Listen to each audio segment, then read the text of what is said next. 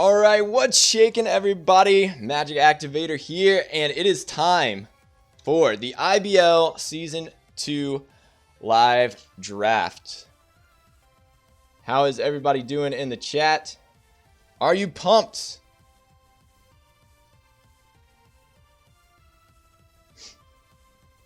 Alright, so sorry about the late little start here. We're having a little bit of issues trying to make sure that we've got everybody here and they know what they're doing and everything like that. But we are about to get started here soon, so we're going to go ahead and kick off. I'm going to introduce you guys to all the coaches in case you don't already know who we've got here. So we're going to jump in and start off. And this is also going to be the draft order for the stream. So we're going to jump in and do this. We're going to start off. First off, we got Blue Jay on Toast, coach of the Toronto Totodiles. What's up, guys? How you doing? All right. Then we've got Cool Pikachu, coach of the California Kingdress. Heyo, what's up, chat? We've got Reckless Bat, coach of the Texas Tyrantrums. Hey, good morning. What's going on, guys? We've got Elite Four Walkthroughs, coach of the Washington Lake Spirits. Let's sow some spirit!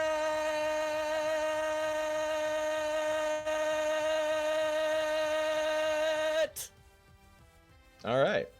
We've got Sir Hawker, coach of Chelsea Leo. I don't think I can top that, so I'm just going to say hello. We've got Token Tube, coach of the Salaz and Salazzles. I don't think he is actually in the call right now. So we're gonna go ahead and move on. We've got the Automatic, coach of the Nijmegen Nuzleafs.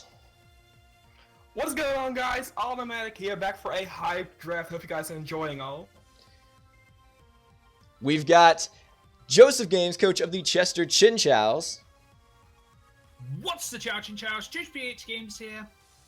We've got your boy, fresh out the womb, Venom Star, coach of the Portland Tortugas. What's guys? What's fresh out the web? We've got the most explosive member of the league, Nerdy Steve, coach of the Rhode Island Reggies. I don't like Venom right now, but hi, guys. How you doing? We've got the one, the only Deku Flame, coach of the Torrance Victinis. What's cracking, guys? It's Deku here. And then, last but certainly not least, we've got Noivern Nation, coach of the Las Vegas Galators. Ew, what is going on, IBL fans? It's your boy, Noivern Nation. We here. All right. So, we are about to kick things off here in just a moment. They're going to get ready to start making their picks. But really quickly, I'm going to just kind of go over the draft rules for those of you guys who don't know how this is going to go down, all right? So first off, the draft order was randomized for this season. We didn't base it on the last season because there were a lot of factors, including a bunch of new teams. We got new mods and stuff, so we just decided to go ahead and randomize the draft order. You can see that on the bottom going by at any time. The draft is going to be snake style, meaning that the first round, the draft picks are going to start at number 1, go all the way down to 12, and then on the second round, it starts at 12, goes back to 1. It's going to continue to alternate in that fashion as we go along.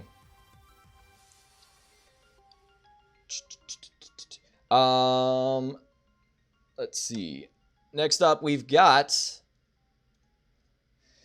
each team is required to draft 11 Mons. A team can't draft 2 Mons of the same Pokedex number. So you can't draft both Ninetales and Alola Ninetales because they share the same dex number, and each team must fill all of their requirements, their required picks. We have certain requirements that each coach has to draft, and they have to be sure to fill all of those requirements as they're going along making their draft. So the draft requirements for each team is they must have a tier A, a tier B, 2 tier C's, a tier D, and a tier E. Now the IBL has its own custom tier list. You can actually check out the tier list by doing !tiers in the chat, and you can actually follow along and see all of that if you're interested in what our tier list is. So each team will also have 500 points to spend on free picks. So basically, free picks can come from any of the 5 tiers so long as a coach does not exceed their point limit of 500 points on free picks. And in addition to that, the coaches are allowed to actually draft their mons in any order. They don't have to do it in any certain order. So for example, the first round, they don't have to draft an A tier. They can choose to draft a B tier. And then in the second round, if they choose to draft another B tier, that one will count as a free pick. So as long as they fill all their requirements and don't exceed their point limits, they may draft in any order. The tier points break down like this. A tier A costs 180 points. A tier B costs 120 points. A tier C costs 100 points. A tier D, 60. And a tier E, 40. Now, in addition to the standard tiers, we have a few mons that are considered banned for this season. Mega evolutions are not being used this season, and since we don't have all of the available megas, we decided to forego megas this season just because we have kind of a limited pool on megas this time around. Also, any standard Smogon Ubers are currently banned from the draft entirely, and the only mon not encompassed in that is Greninja. Greninja we decided to ban even though it is technically OU right now. So that can't be banned. Now, in addition to the standard bans, each coach actually gets to ban one mon from the tier list at the beginning of the draft. So we actually have each of their bans right now, and I'm going to go over it. So up first, we've got the Toronto Totodiles chose to ban Tapu Lele, which is a very, very expected ban to happen. Everybody really, I know I personally was really predicting Tapu Lele to get banned. This thing is just incredibly good. Not a whole lot of stuff likes to counter or can check this thing. And so it was a threat. I think, in fact, a lot of the coaches actually tried to ban this, but the Toronto Totodiles were the first ones to get the ban. The California Kingdras decided to ban Kartana. This thing is an Ultra Beast that has a lot of setup and sweep potential with Beast Boost. It's very fast. Not something that the Kingdras really wanted to deal with. Then we got the Texas Tyrantrums banning Chansey. Probably one of the more surprising bans. Kind of caught a few people off guard, but it's definitely a justifiable ban because Chansey is one of those walls that just is a real pain to have to try and break through. Washington Lake Spirits have banned Celesteela, which is another one of the mons that I completely predicted to be banned for sure. Tapu Lele and Celesteela were the two that I most expected to see banned, but Celesteela is just one of those tanky mons, can tank hits. It's basically a much better Skarmory in a lot of ways, so not very surprised to see that go. Chelsealio banned in Magearna, obviously another mon with a lot of setup potential, with Soul Heart being able to boost its special attack each time it knocks out an opponent in singles format. If this were doubles, it would be even more broken, but this thing has a lot of potential to really run through teams, so not too surprised to see that go. The Salazzles actually banned Hoopa Unbound, which was actually banned last season, and since it was OU around this time, we decided that we would allow it back into the draft. But this thing is an incredible wall breaker. It can run through so much. Don't let the fact that this thing is scared of bugs mean it's not gonna like run through teams and be a destroyer of lives. Next up, the Nymega Nuzleaf banned Mew, and the main reason that this thing gets banned, some people might be a little surprised to see Mew on this list. The main reason this thing got banned is because Mewum Z is a thing, and a lot of people really scared to see that move in the format, so Mew did end up getting banned. The Chester Chinchows decided to ban Tapu Koko. This is a very good electric type. It's basically a much better Jolteon. It gets, it can be physical, it can be special, gets access to Roost, quite a bit of variety that it has there. The Portland Tortugas deciding to ban Manaphy. This thing, tail glow. That's all we have to say about Manaphy. Everyone knows what a monster Manaphy's tail glows can be, and they didn't want to deal with it. The Rhode Island Reggies coming in, banning Landorus T. Obviously, one of the best OU mons from the last generation of competitive, and it just continues to stay there and do a lot of work.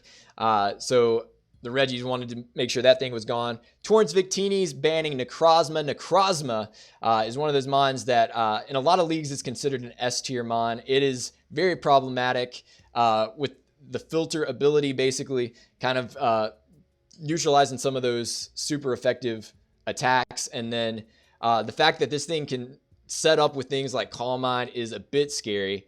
And then last but certainly not least, we've got Blissey banned by the Las Vegas Galators. So Blissey and Chansey both getting the boot. Nobody wanted to deal with those walls, it looks like. So, but don't worry, guys, it's okay because Happiny is still in the draft. So for those of you guys who wanted to see something in that family line, Happiny's available. So anyway, with that being said, though, we do have a new rule this season going in about the bans, and that is called the ban draft clause.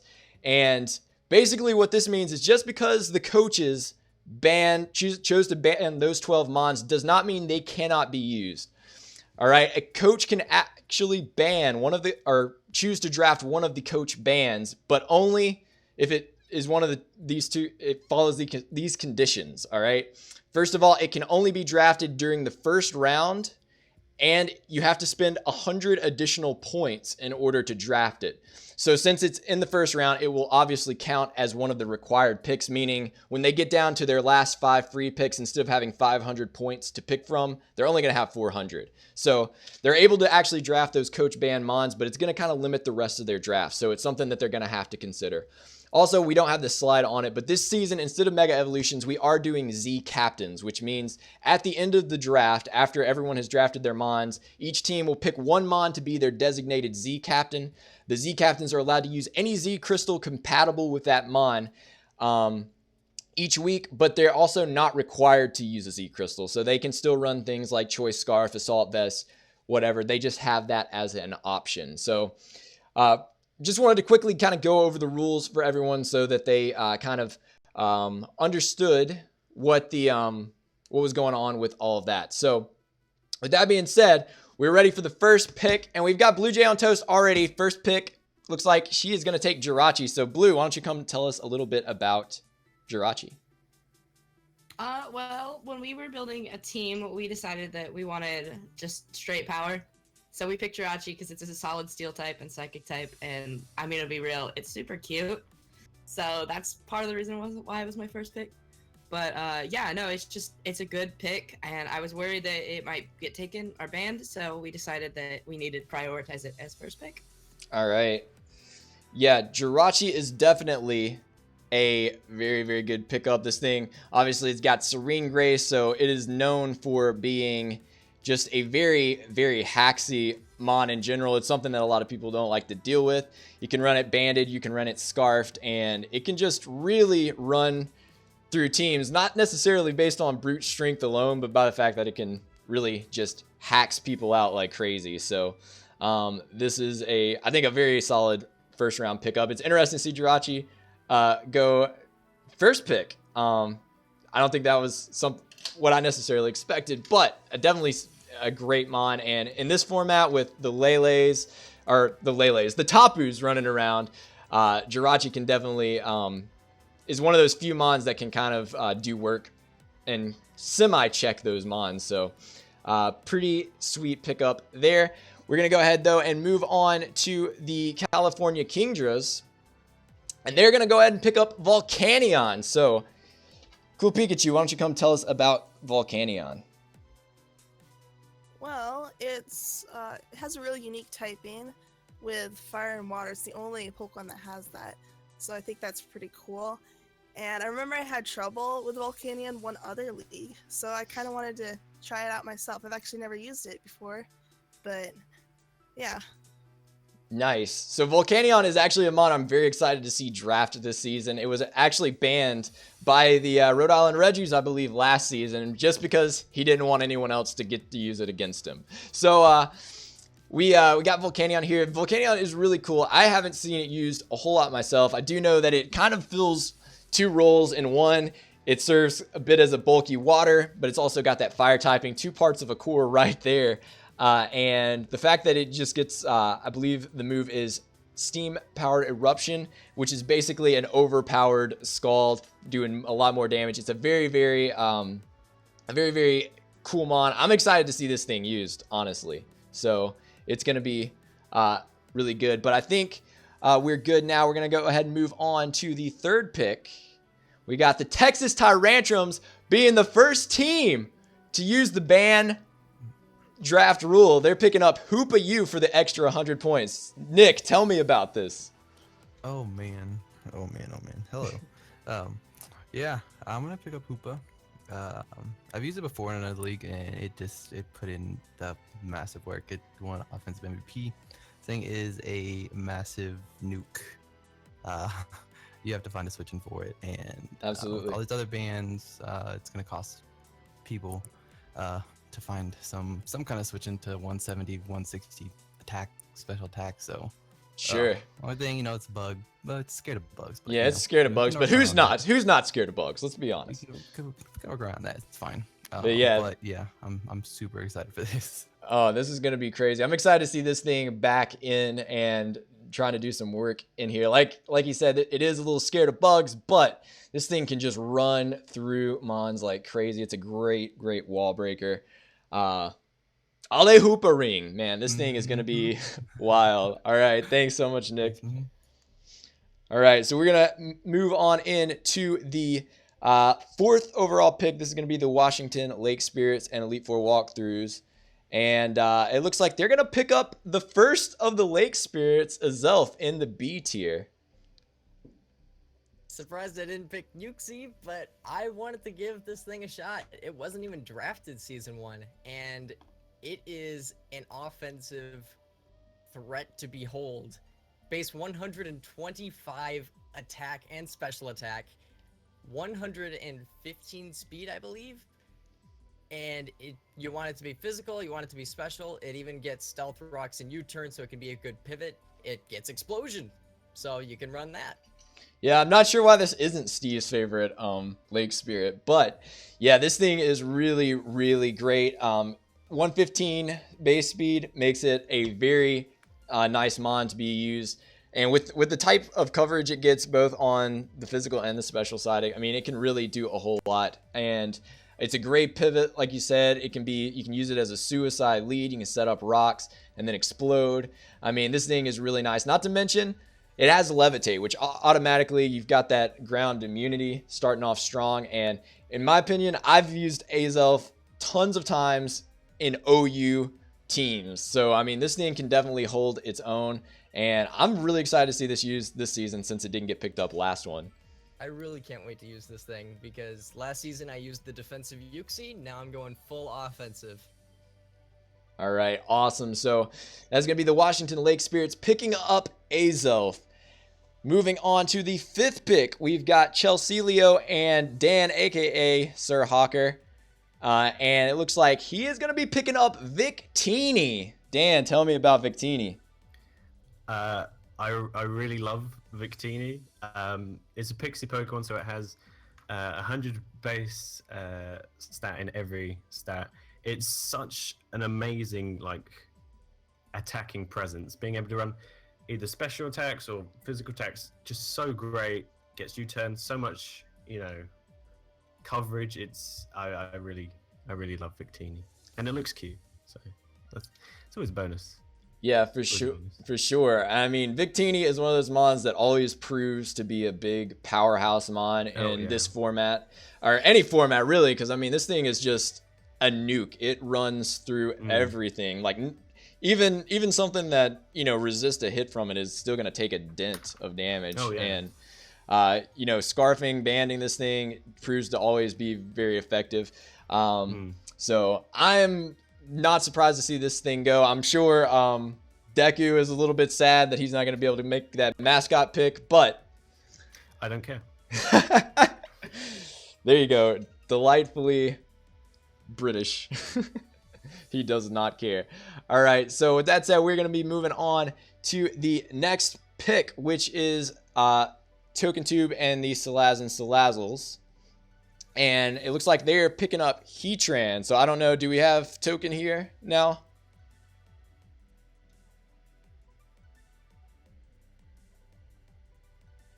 I'm not sure if we have token in the call yet. Okay, well, it doesn't look like he's here.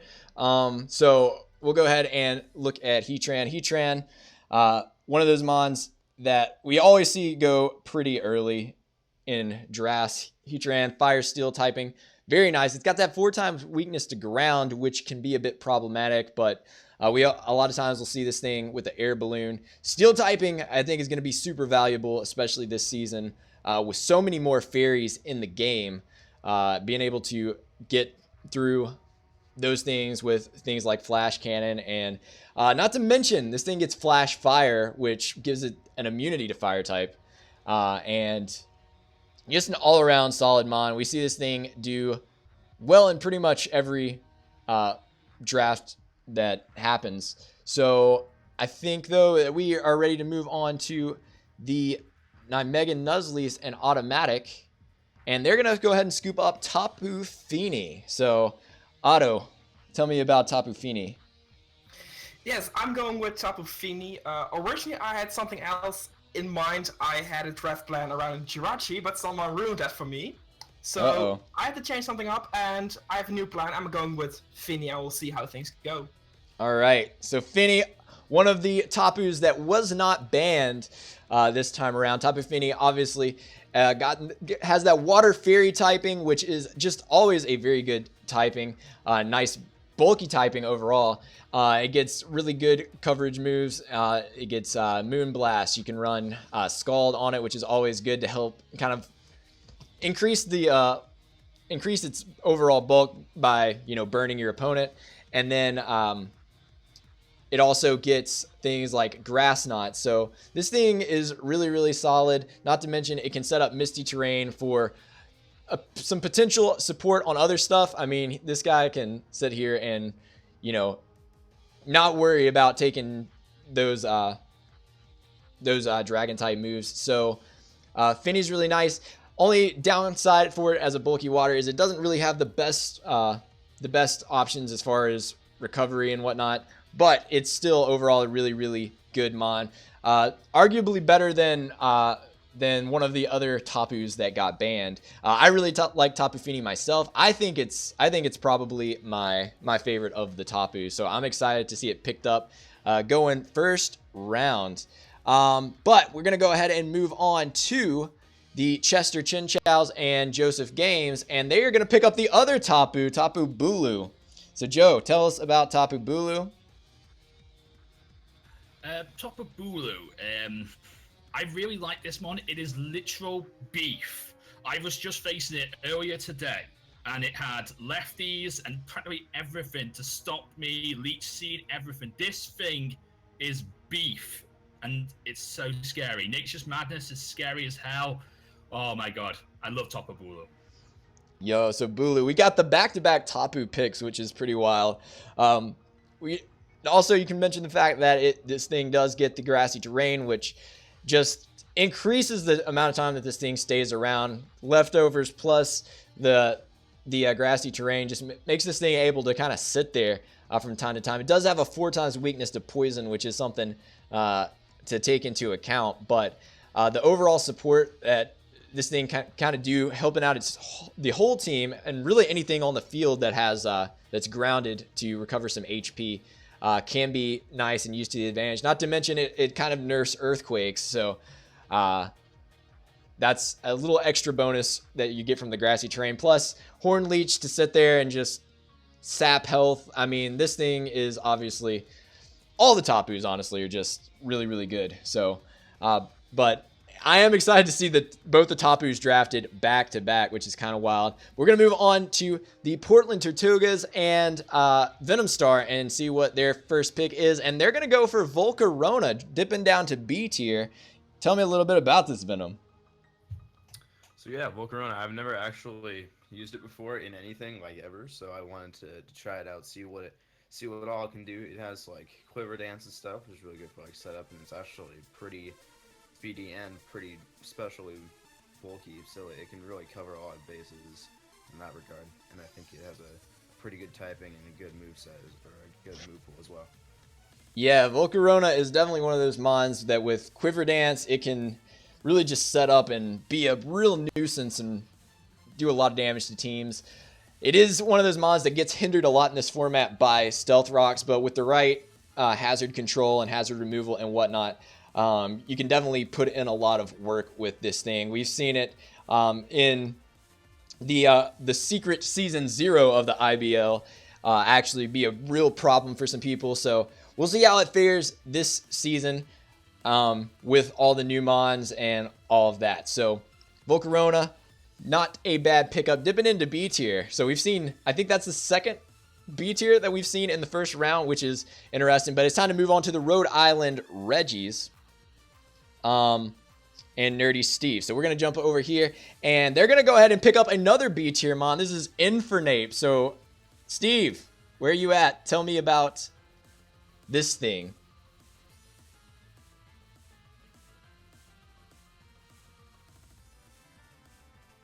Steve, are you there? We can't hear you. Oh, sorry, my mic was on mute. Anyways, Infernape is actually pretty broken. I'm surprised that it went down to B tier this this season with all the coverage that it gets. It's such an amazing mon, and I can't believe that people did not ban it or that it's in tier B right now, because it is incredible. It gets priority. It gets on nasty plot. I think it gets on sword stance, I believe. I don't know exactly, but it is just an incredible mon, and I'm so happy to be able to pick it up. Yeah, I know Steve was actually talking to me earlier about Infernape. Infernape is really, really nice. It actually dropped, I believe, from last season. It was in tier A. But the amount of coverage that this thing gets is pretty insane.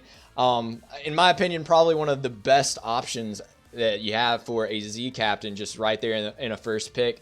Firefighting typing actually works out pretty well. It neutralizes that weakness to Stealth Rocks, and this thing isn't slow. It's base I believe 108, and it's super fast, hits really hard. It can be either physical or special, which is super amazing about him. They're even in stats. Yeah, it's a very versatile mon. Not to mention U-turn for initiative. So this thing I think is a really solid pickup. We've seen another tier B picked up, so people already dipping below the A tier on these picks. But let's go ahead and move on to the Torrance Victinis and Deku Flame and see what their first pick is. And they're going to go ahead and pick up a B tier as well, Silvally.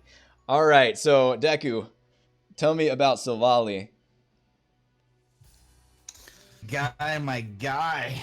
Silvally is little Arceus. It can you need. In a draft league, I think that's super important with Silvally.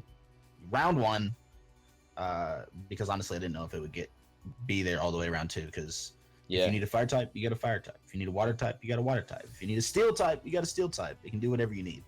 So, yeah, this thing is a very big, at least in my opinion, this is one of those things that I don't know. I might have banned this thing if I had been in the draft, because to me it is scary, the amount of, I mean, sure, its move pool isn't the widest to be able to fully take advantage of, having all those typings, but just the utility of this thing can be whatever type you want it to be for each week. And for clarification, so we are allowing Silvally to be used as any typing. So by basically kind of foregoing your held item for that week, you can make it whatever typing you want, which is pretty wild. So this thing can really fill in any holes that you have on your team from week to week if you're missing something. So it's going to be a bit of a pain to prep for. I got a feeling, but that's not your problem. That's not your problem. All right, thanks, man. So we're moving on to the final pick for round 1. We've got the Las Vegas Galators coming up, and they've also got the wheel pick, so they'll be picking another one right after this. But it looks like for their first pick, they are grabbing Excadrill. All right, Noivern. Dude, Excadrill, tell me about this. I really love Excadrill. I don't really get to use it that often, so I was really looking to use it. Mew got banned, so I didn't take Mew. Mew's my baby, so I couldn't really do that. I didn't really want to waste those extra points.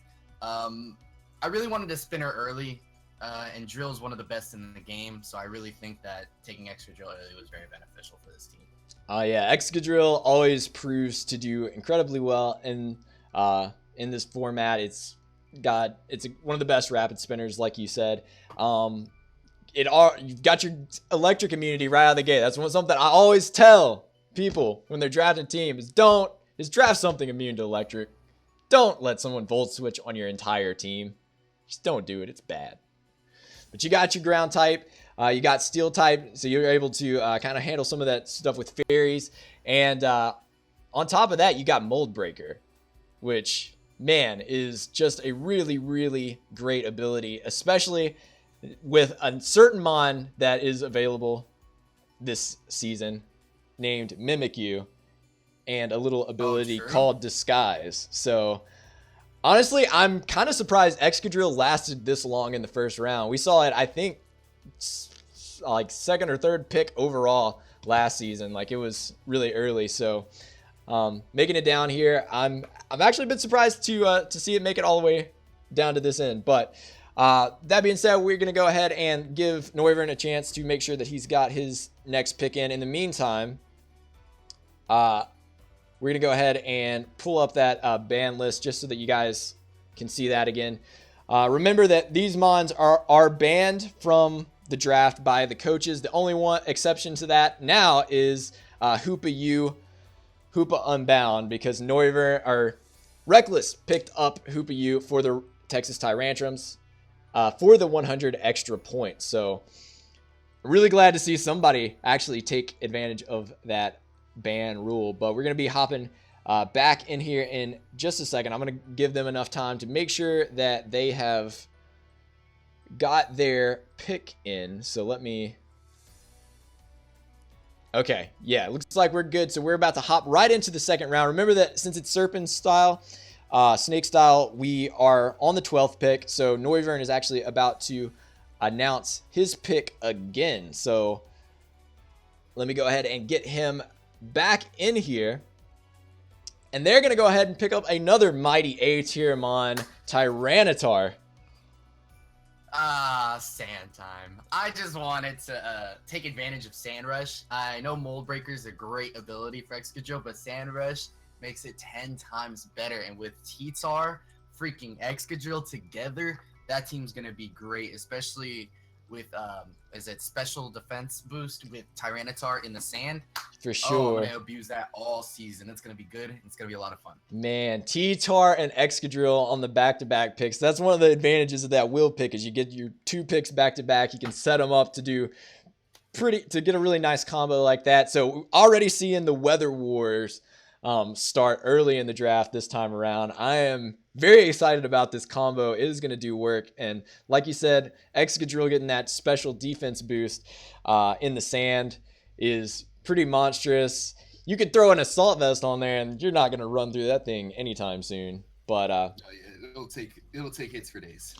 So nice, and Tyranitar rounding out a second A tier pick. So that one, since he already filled his A requirement, that one goes down into the free picks. And as you can see, we've got a counter at the bottom showing how many free points that each coach has left to use on their free picks. But we're going to go ahead and jump over to the Torrents, back to the Torrents Victinis and see what's going on here.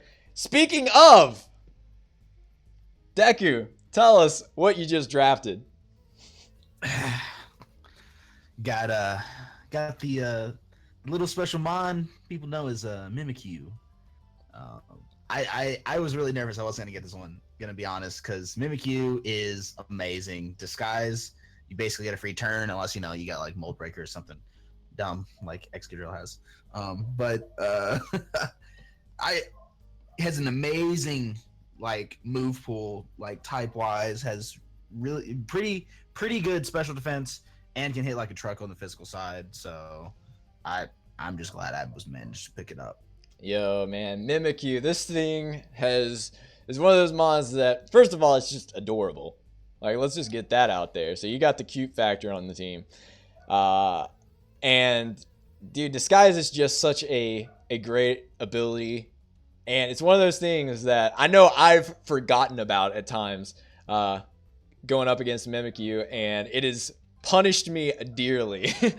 Yeah, this thing is great. You got a fairy typing right out of the gate, and a very good one at that. So nice combo there with Mimikyu and Silvally. Man, this is already, I'm liking your team. So I'm excited to see where this is going to go. Great minds. But we're going to go over to the Reggies now, the Rhode Island Reggies, and Nerdy Steve. And it looks like they're picking up Milotic. Hex, yeah, I have to give a quick little shout out to you, Magic, because you brought this inspiration to me. I never got to pick up the Milotic from last season because you just grabbed it right before me. But I had to grab it super early because I just knew that this thing was gonna be drafted probably either the next round or the round after that. So I knew I needed a really nice and like bulky water type. And it's so fabulous. I have to. It's so fabulous. It is fabulous. Man, Milotic. I cannot sing the praise. I probably love Milotic too much. Milotic is just incredibly good. In my opinion, one of the best bulky waters in the game. It can be built specially defensive. It can be built physically defensive. It can be both at the same time. This thing, man, Marvel Scale is such a great ability. It's got competitive too, which is a completely viable ability as well. For. Competitive. If you try to set up any kind of like stat changes, I'm going to sweep your team with the slow, bulky water type. That's all I'm saying.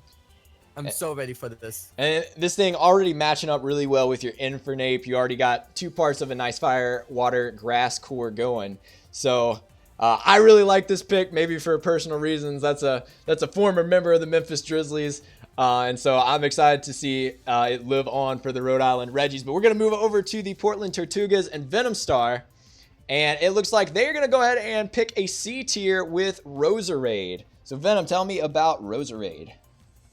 So yeah, it's kind of the same sort of reason I chose Volcarona, is that it's kind of an all-around good mon. It has good special, good special attack and special defense, and it has fairly decent speed. It also has the option to do like a bulky set or a very offensive set with like Life Orb or Black Sludge or whatever, depending on which one you want to do. And it has a really good move pool as well with like options for recovery and recovery moves like Giga Drain and stuff. Sure. Yeah, Roserade is really good. Grass poison types always just, in my opinion, is a really good combination. And it gets, not to mention it can set up things like toxic spikes. And it's a fairly bulky mon as well. So it can, take hits surprisingly well. Just a really solid all-around pick. I'm actually a little bit surprised to see it go second round, but it's one of those things where in a snake style format, whenever you have to wait a long time to get back for your pick, sometimes you just want to pick something up to make sure that it's, available to you and doesn't get sniped. So, Roserade, it's got the hair, it's got style, it's got grace. Let's go ahead and move on though to the Chester Chinchows and Joseph. And they are going to be picking up Talonflame. All right, Joe, tell us about Talonflame. All right, to those people who say Talonflame is no longer good because of the fact that Gale Wings is not the way it used to be, it still is good. It still works. It still gets Brave Bird. It still is good with Flare Blitz. It's still one of the fastest fire and flying types there is, and it's still really good. It's a good mon. Just because they got rid of Gale Wings and made it worse than it is now, but it's still good. Yeah, I still make the same comment that I always make about Talonflame anytime it's brought up in draft format. Is its biggest problem is its 4 times weakness to stealth rocks. As long as you can, keep control of hazards and everything and keep those off the field, this thing is really nice. It has, not to mention it has the potential, if you opt to use it as a Z captain, Supersonic Sky Strike, Gale Wings, Priority.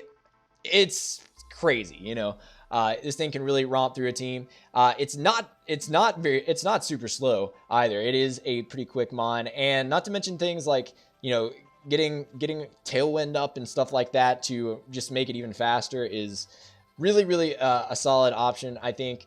So like I said, it's still one of those mons that makes me a little bit weary because Stealth Rocks is such a huge part of the Draft League format. But like I said, if you can make this thing work, it can really, really put dents in a team. So we're going to move on now to the Nijmegen Nuzleafs. And they're going to go ahead and pick up Arcanine. So, Otto, tell me about Arcanine. Yeah, actually, I picked this before. I want to pick it up later. I had another fire type in mind. It got sniped, and there's only, like, looking at the draft tiers, there are only 2 fire types in the whole tiers of this league. I would consider picking for that price, and those were Infernip and Arcanine. So I'm going to grab Arcanine right now, because if I don't, someone else is going to, and I don't have my fire type. Absolutely. Arcanine, man. Arcanine is a great mon. That's also a mon that I used last season, and it proves to be a really, really solid mon. You can make this thing be, you can run defensive sets, you can run offensive sets. Extreme speed priority is incredibly, incredibly valuable in the fact that it trumps other typical priority moves. Yeah, Flash Fire, Intimidate, both really good abilities that this thing can rock out with. And I mean, it even has its own form of recovery in Morning Sun. So I mean, this thing can as far as fire types go, this thing really fits the bill, whichever way you want to use it. You can run it mixed, you can run it purely physical, you can run it special if you want to get a little cheeky with it. But man, I think this is a really, really great pickup. I love Arcanine, and like I said, it just works really well with what you already drafted. I definitely think it's justifiable. It is a C tier, but I think it's a justifiable second round pick, especially with your team. So we're going to go ahead and jump over to the Salazzles again, and the Salazzles are getting Slowbro, and I'm just going to double check really quick and make sure that we don't have Token in the call, and it looks like we don't. So yeah, Slowbro is another one of those bulky waters that always proves to be pretty good. I like the psychic and water type combination. Not a whole lot, you don't see that very often. It's gotten a little bit, we've gotten a few more mons that have that type combo, but overall Slowbro is just a bulky mon, and it's only complemented by the fact this thing has Regenerator and can sit there and switch around, keep its HP up, slack off, eat hits, scald.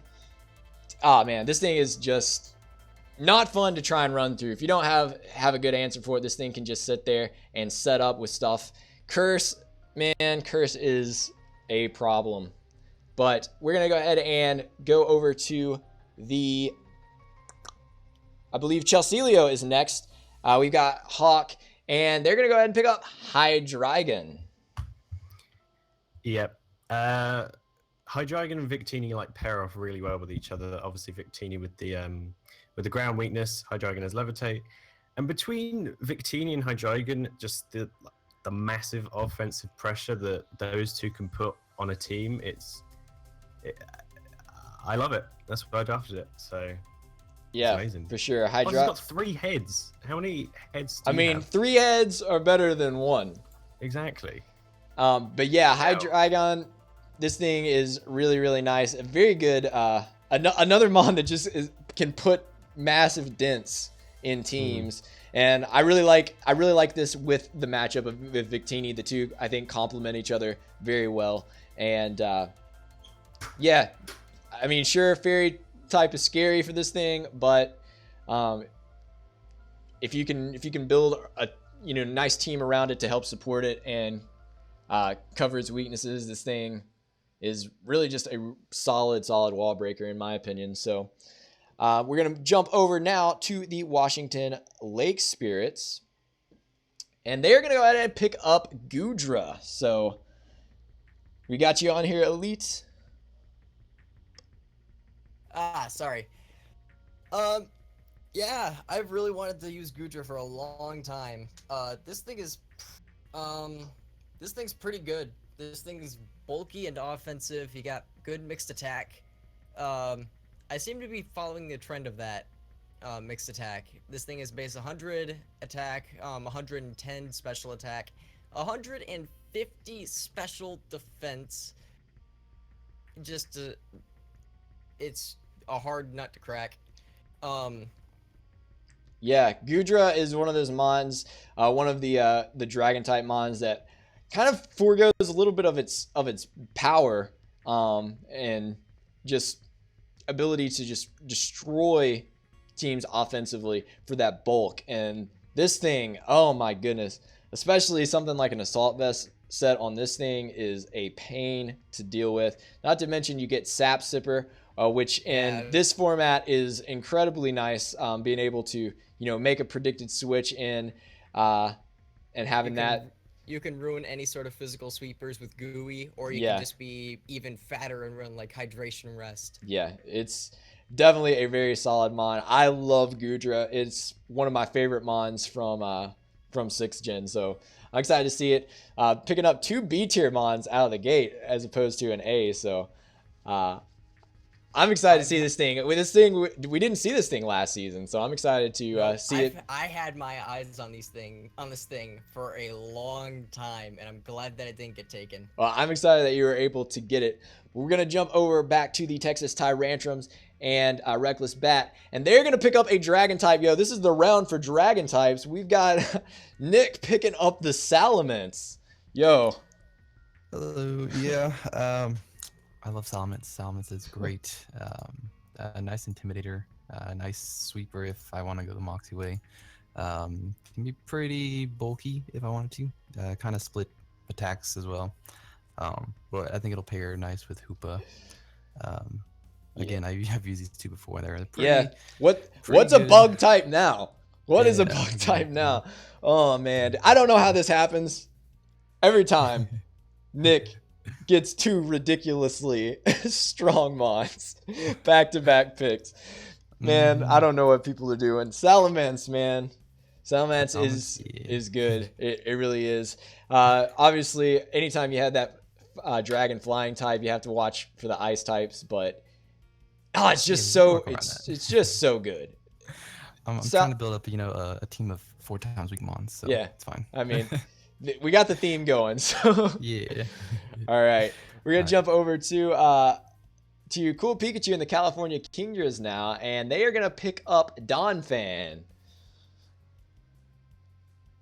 We got you, CP. Are you on here? Yeah. So, yeah, I'm here.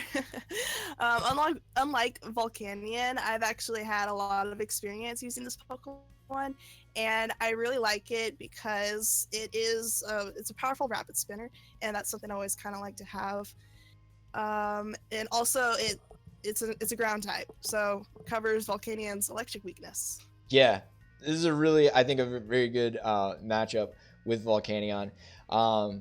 Yeah, Donphan always seems to be a really good choice. Like I said, Rapid Spin is always ideal, I think, over Defog if you have that option. And so being able to scoop up Donphan, which is a really good Rapid Spinner, not to mention being your electric immunity and getting Stab Earthquake is always very, very nice. But we're back to the top of the picks, and we've got the Toronto Totodiles and Blue Jay on toast, and they are going to pick up Mandibuzz. Yeah, so this Pokemon is annoying. Every time I seem to play against it, it makes me rage a little bit. So I picked it up because it's pretty bulky, it's got a good moveset, and I think it works pretty well with Jirachi, so I thought that it would be a good Pokemon pickup. All right. Yeah, Mandibuzz is one of those mons that's known for being able to take a hit or two. And so definitely can add a bit of bulk to your team. And obviously with Roost, it's able to sit there and kind of heal itself up, which is always nice. It's not necessarily the most the most offensive option that you can have. And with fairy typing, it is one of those things where it kind of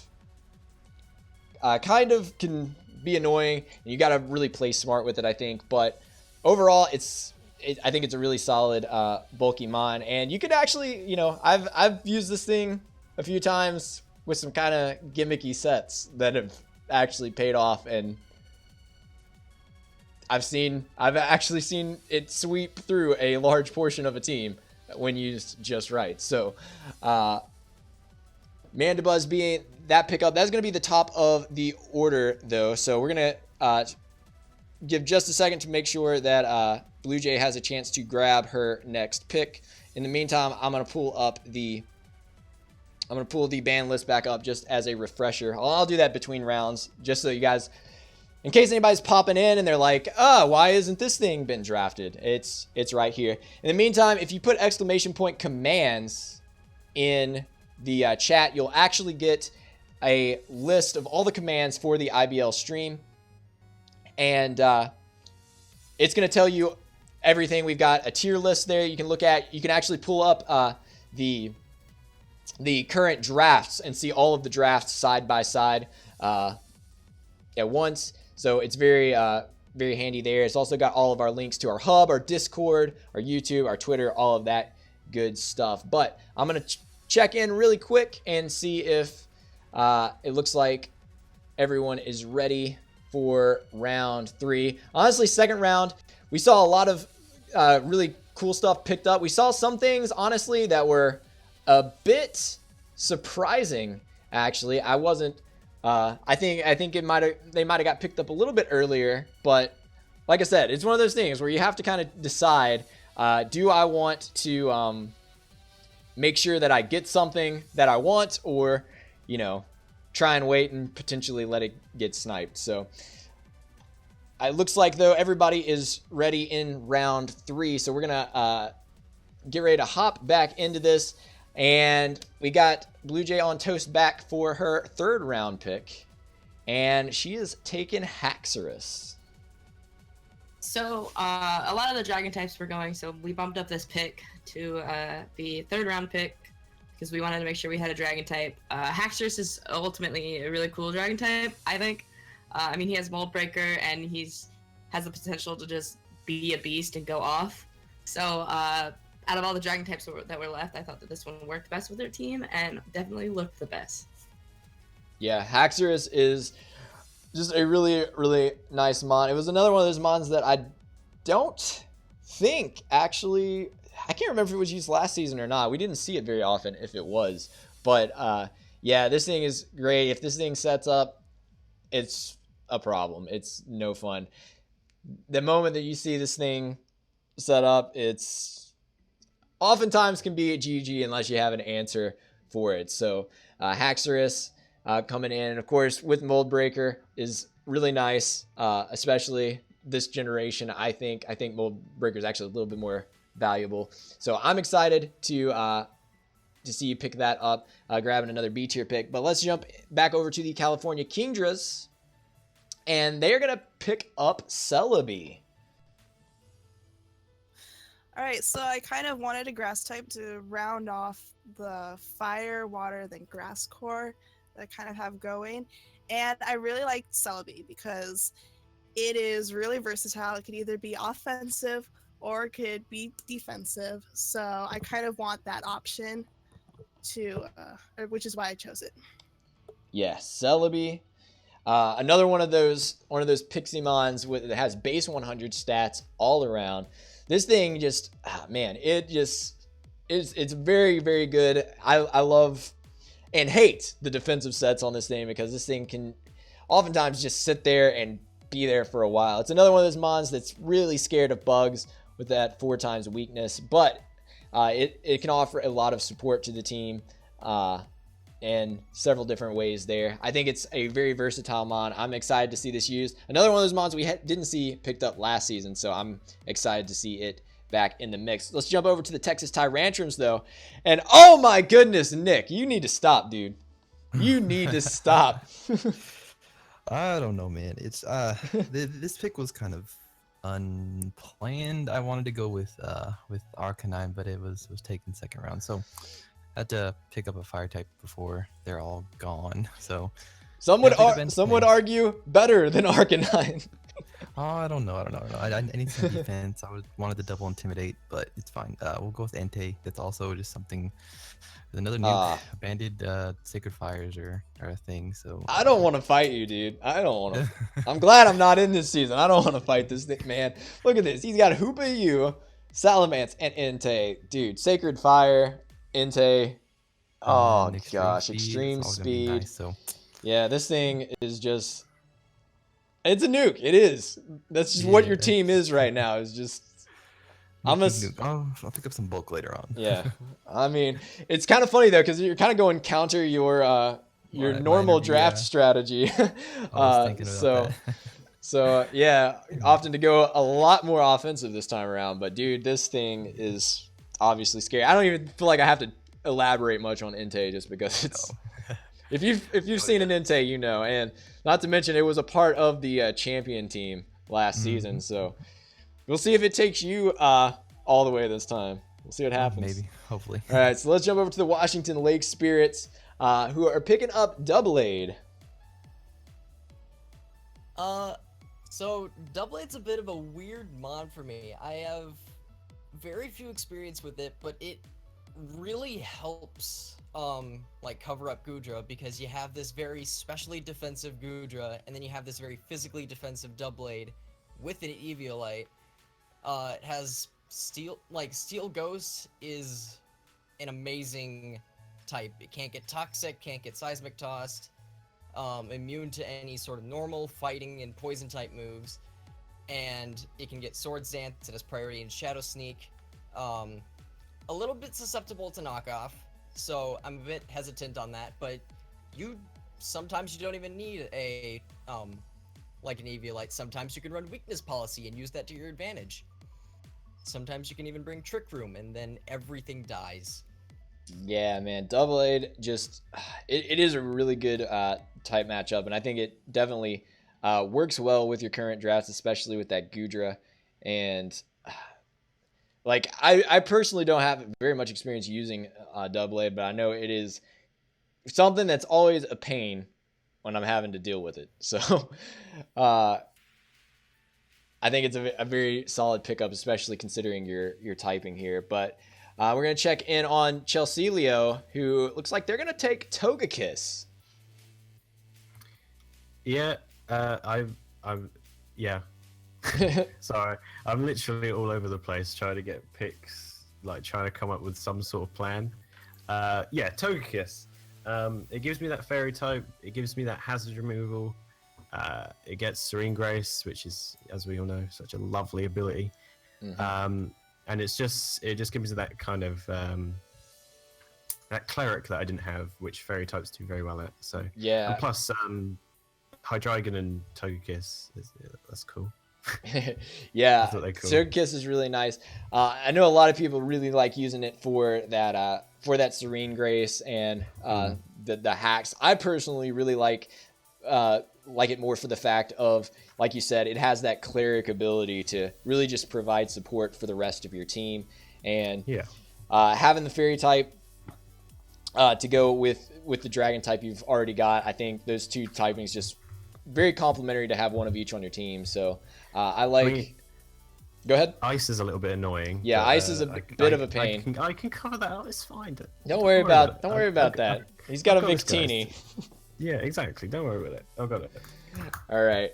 So let's jump over to the Salazzles again. And it looks like they are taking Garchomp. I'm going to wait just a second just to make sure that token hasn't dropped into the call. I don't think we have him here. But yeah, Garchomp. One of those mons that comes around every season and just continues to prove that it's a great mon.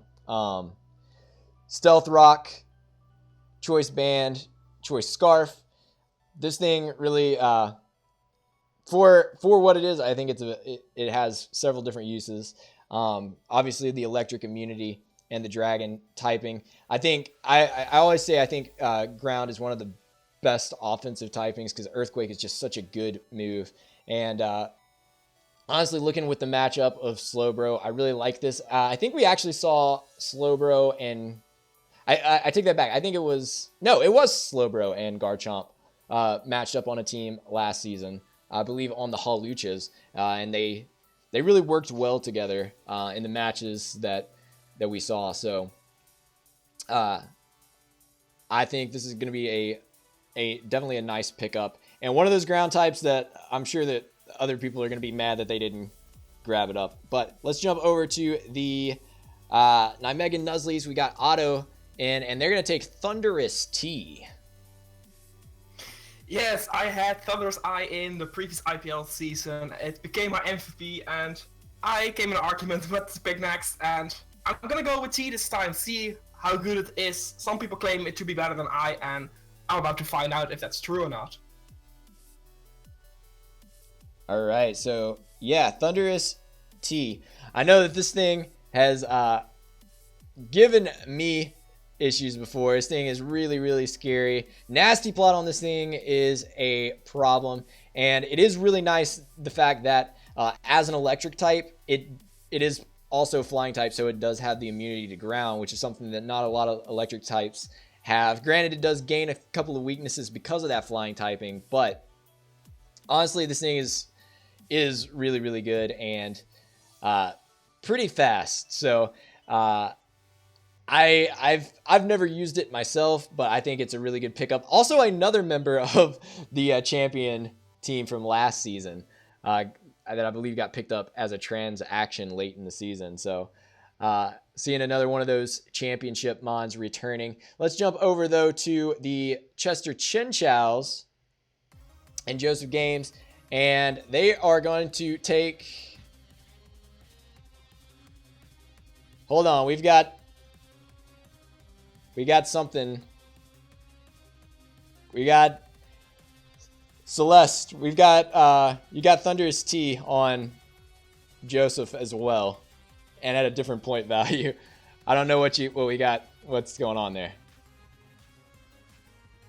Hold on. It looks like we've got a slight thing going on, so I don't know what's happening there. Let me check in and consult really quick.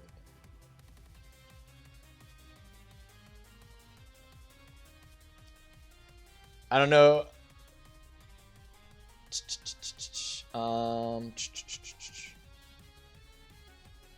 Okay, it looks like that is incorrect. It's supposed to be Magnezone. All right, so Chester Chinchow's grabbing Magnezone. Joe, are you here with me? Yes, I am. Sorry we screwed up your pick there. It's fine, it's fine. Magnezone is a very good mon. Good electric type, very good steel type. Bulky as hell. Good flash cannon as well, and it works really nicely with my team as well, so I really like it. Magnezone is good. Yeah, I like Magnezone. Not to mention it is can be quite a pain. It's like anytime that sturdy is a thing, it's one of those abilities that just tends to get on my nerves. This mon that should die to an EQ, if it's got sturdy intact, that's not a thing. Be a little careful with all these mold breaker mons running around, especially the ones that get EQ. But yeah, I like this pick up. It's actually very nice with having the option to run Magnet Pool as well. You can kind of trap mons in and take care of it with stuff like Hidden Power Fire and whatnot. But let's jump over to the Portland Tortugas, and hopefully everything is back on track. All right. It looks like Venomstar is going to jump into the A tier and grab Dragonites. Yeah, I think I really wanted to, basically the main reason for this is that I wanted to get a Defogger or a Rapid Spinner out of the way. And he has option for Defog. And also he has, multi-skill, which is a great ability, as well as he has the option to use Extreme Speed. So he really can do, his stats are also fairly even around the board. He can do a lot of different things. And if he has, for example, a Choice Scarf or something, he can really outspeed a lot of stuff and put in a lot of work with his, 134 base attack stat. So it's pretty nice. He also has pretty decent defenses as well. Yeah, I mean, Dragonite is always, in my opinion, a really good mon. Obviously, it can, set up with Dragon Dance. Like I said, it is an option for Defog. Not often one that you see go that route, but one of the things that I love so much about this mod is multi-scale and the ability to basically kind of neutralize one of those weaknesses for that turn that you're at full HP. So Dragonite is one of those mods that normally does not want to take an ice type move, but with multi-scale it kind of has the ability to not worry with that so much. I really love Dragonite. It's a personal favorite mod of mine. I think it does get a little overshadowed and probably outclassed as well by some of the other dragon types, but it's still a great mod in my opinion. So we're going to jump over to the Rhode Island Reggies, and it looks like they're going to go ahead and pick up Latios. Wow, Steve, let's talk, dude. Let us talk, man. I'm not gonna lie to you guys, I was about to spend 100 points on my mana fee. Not gonna lie to you guys, I was gonna do that. If it was not mana fee, it was gonna be Tapu Lele, but realized that, you know what, I cannot put myself in that kind of hurt right now. So all of the dragon types were getting sniped out, and I'm like, do I want to go bulky or do I want to go offensive? I'm like, you know what, I have bulk with my Milotic. Let's go with 130 special attack. My dude, drop a Draco all the way from the Secret Season 0. Dude. Latios. I love this monster, and I'm surprised that no one has grabbed it yet. I love this pickup. I'm surprised this is a 3rd round pickup. I'm really surprised that I am too. I mean, you're at the back end of round 3, and this thing set here, it did a lot of work last season and even in the Season 0 that a lot of people don't know about, but you know, I really like this pickup with your team. Obviously, Latios. You don't have to talk much about Latios. People know this thing is good. Levitate works really well with your team right now. So I like it. Psychic Dragon type. I'm and dropping Dracos all day long. That's what I'm saying. Yeah, Steve. Don't care if you have a Tapu. We're dropping Dracos. Not gonna lie, I'm really liking your team right now. So thank you, man. Don't screw this up. I'll try not to. All right. So let's jump over to the Torrance Victinis. And they're going to pick up a C tier pick with Fortress. We're starting to see these rapid spinners and defoggers go. People are prioritizing. Oh, man. It's my boy Seen the Fortress. Specifically said Seen, right? But Fortress is one of those mons that's never let me down. Always comes in, takes the hits you need to take when you're trying to be offensive and something's getting in the way. Can be really annoying. It's got rapid spin, volt switch, can set up crazy hazards. Like, this Pokemon's great, and people stopped paying attention to it once. What's the stupid grass one came out? You know what I'm talking about. The other spinner that everybody uses with iron barbs. Yeah. But anyway, he's talking about Ferrothorn. If you didn't put that together. Yeah, no. Ferrothorn. But yeah, Fortress is amazing, and I'm proud to have seen the Fortress on my team. Yeah, I mean, this thing is very, very tanky. I think it does get very overshadowed by Ferrothorn, and I think a lot of people tend to sleep on this mon, but I've seen you use this in the past and use it to your advantage. So shout out to Season 0 again. But yeah, Fortress, I think that this is a solid pickup. Like I said, good time to pick up a rapid spinner now while everybody else is starting to dip in and scoop up defoggers and rapid spinners. You want to get your pick in before you're stuck with something that you don't want. So most certainly. All right, but let's jump over now to the final pick for round 3. We got the Las Vegas Galators, and it looks like they're going to be picking up this monster, one of the banned mons from Season 1, Reuniclus. Yo, what is good? All right. So, I thought I'd keep the Sand team going while I'm here and just scoop up young Reuniclus. Actually, I wasn't even thinking about Reuniclus, and someone was like, yo, your team is actually like really good if you pick up Reuniclus. And I was like, yo, you're right. So, I scooped up Reuniclus for the team. And it's just super viable. It can be a Calm Mind sweeper. I'm actually going the Reckless Bat route, playing that bulky offensive, which I never do. So, shout out to you, Nick. Yeah, dude. Reuniclus, man, is a nuisance. It is a nuisance to deal with. Regenerator is obviously one of those things that's a pain to deal with. But obviously with the Magic Guard, that is where it's really going to shine, I think, for your team. And not to mention, I mean, this thing just sits there. It recovers health. Then it boosts its defenses. Then it recovers health. Then it boosts its defenses. Then it hits you. And you don't do anything to it. So Reuniclus is one of those mons that people just hate having to fight. So shout out to you. Drafting something to annoy the crap out of everyone. All right, but don't mean to be a nuisance, but you know what? I thought it fit my team. No, I think it works great for your team. So I'm excited to see you really sticking to your guns on the sand team and just building around that. So that is going to be the end of round 3. I think this round started to get a little bit more on track as to be a normal picks. We're seeing a lot of defoggers and rapid spinners go this time around. Like I said, a few things. Someone needs to stop Nick. This man has been drafting too much just straight power. But man, I'm really liking everything from round 3 so far. We've got our ban list back up. Just for those of you guys who might just now be stopping in and wondering, hey, why didn't somebody pick Mew? Why didn't somebody pick up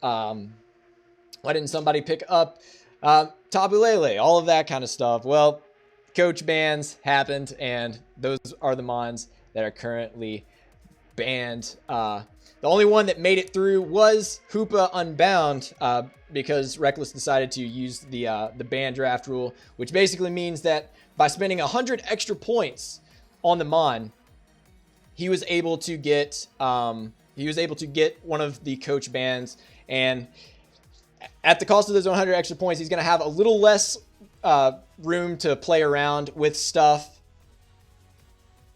So I think it's one of those things where it was one of those mons he thinks was worth it, and he grabbed it up. But it looks like we're ready to jump back into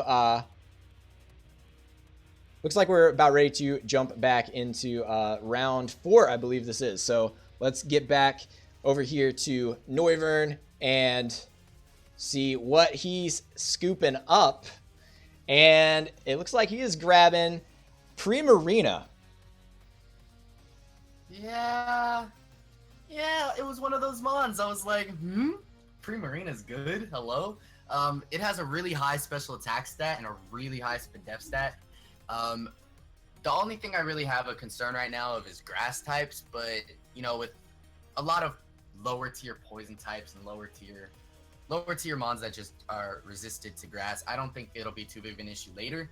But Primarina scooping up now was a lot of fun to just use. I've never used it before. It was my starter for Sun and Moon, so I didn't really have a chance to use it other than in game, so this should be a lot of fun to use.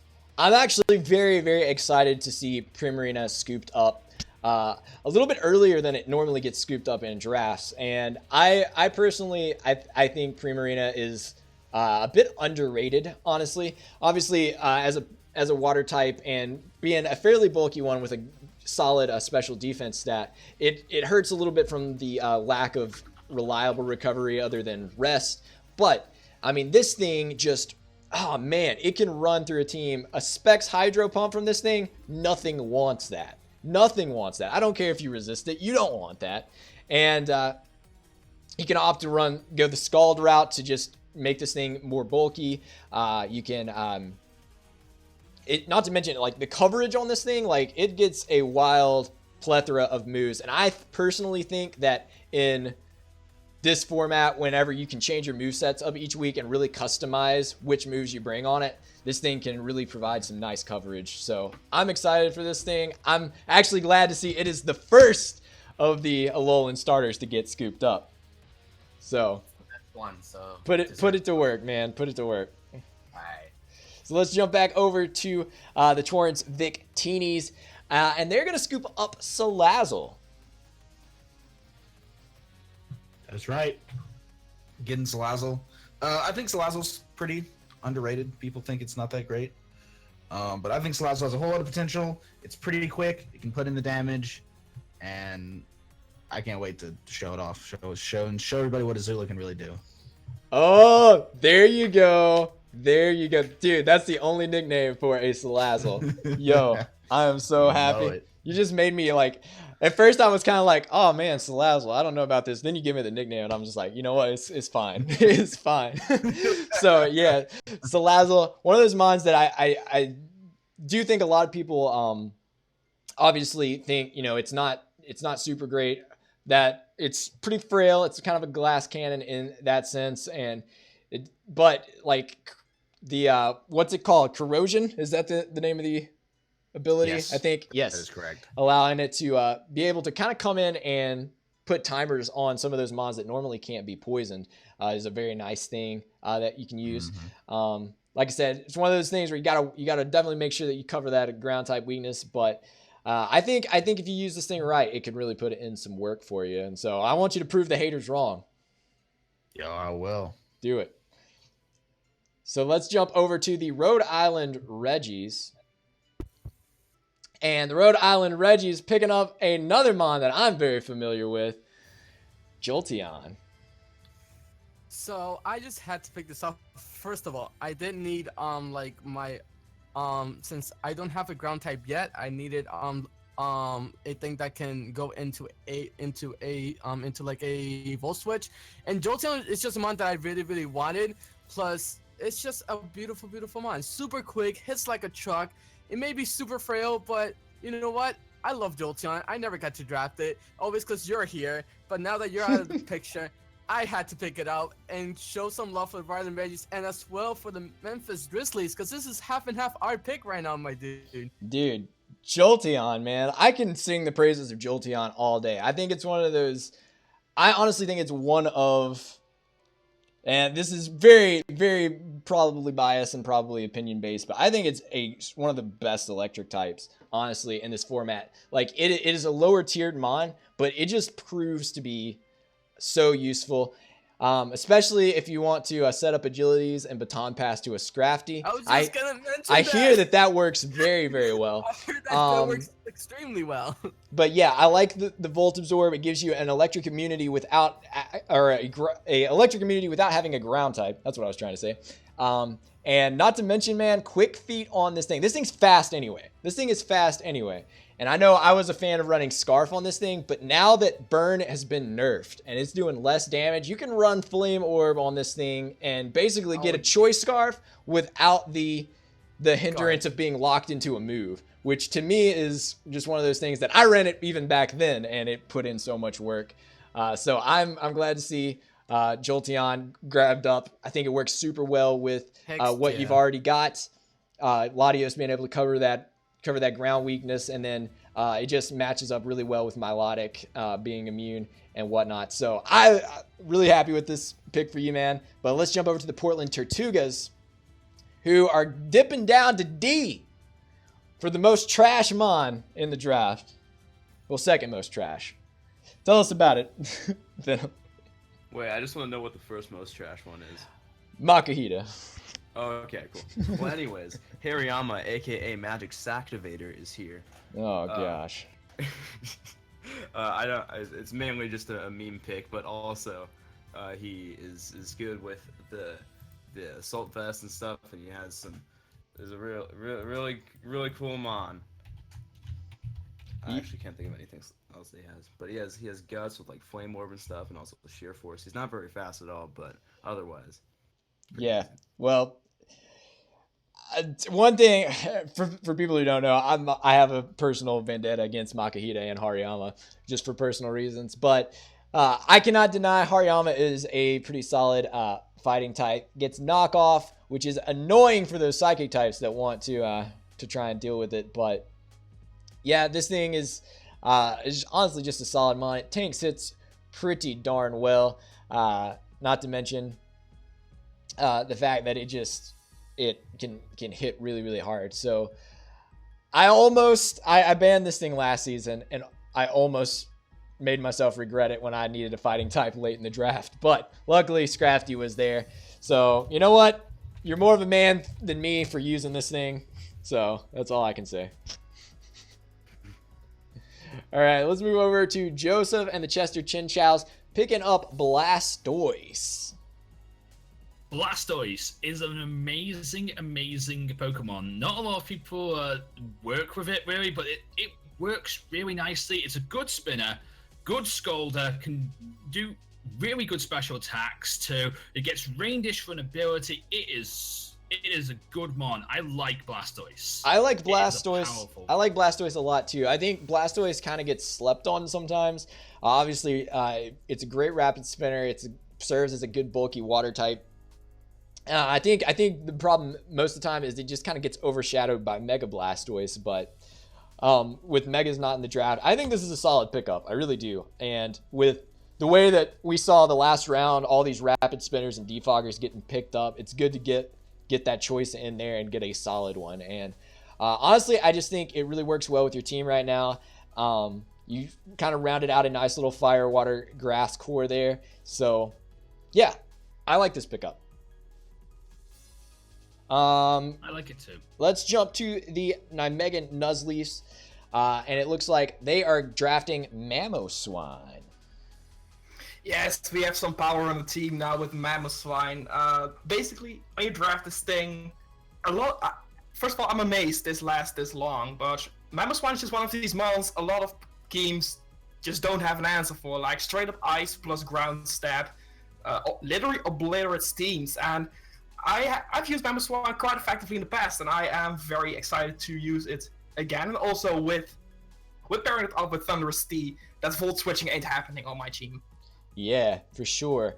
Yeah, Mamoswine is definitely a powerhouse. One of those classic great example of a wall breaker. This thing with Ice Shard, Stab, Ice Shard, and like I always say, I think Ice and Ground are probably two of the best offensive typings in the game, and to have them both on one mon is really nice. And the good thing about Mamoswine is typically Ice types aren't super great in and of themselves because they tend to get just like ran over, but this is one of those that can actually kind of come in and do a decent amount of work. So I think it's good. I think it's funny that you said you're surprised it lasted this long, because I think last season I actually picked this thing up on like the 9th or 10th round. So people seem to sleep on Mamoswine a lot, but if you can make this thing work for you, it can definitely put in the finest. But we're jumping over to the Salazzles now. It looks like they're going to pick up a fairy type with Sylveon. Still not sure if Token has joined us yet. It seems like not. So Sylveon going in. We've got rounding out a nice fairy type for the team. And Sylveon is one of those mons that kind of, it used to be one of those top picks as far as fairy types went. A lot of people wanted to grab it up, but it did kind of receive a bit of a nerf this generation, as Pixelate is not quite as effective as it was in the past.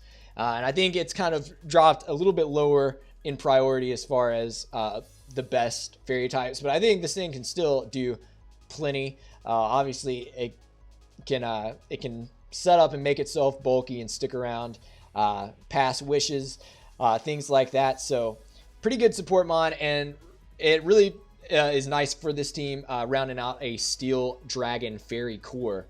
So yeah. Oh, there's Token. Hey, dude. Yeah, sorry about that, man. I just didn't unmute myself.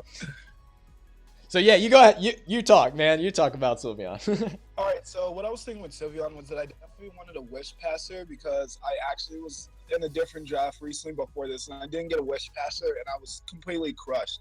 So I wanted to prioritize getting a Wish Passer, and like you said, I also wanted to finish out my Fairy Dragon Steel Core, because I feel like it's pretty solid with Garchomp, Heatran, and Sylveon. Yeah, Pixelate did get nerfed, which is very unfortunate, considering that that allowed Sylveon to kind of bluff being defensive a lot of games and just being like a Witch Passer, but then it would just go for like a Choice Specs, Pixelate, and Hyper Voice, and just start to crush and just go through a lot of Pokemon's lives. But I still think it's really effective. I still think it does have a pretty strong special attack stat.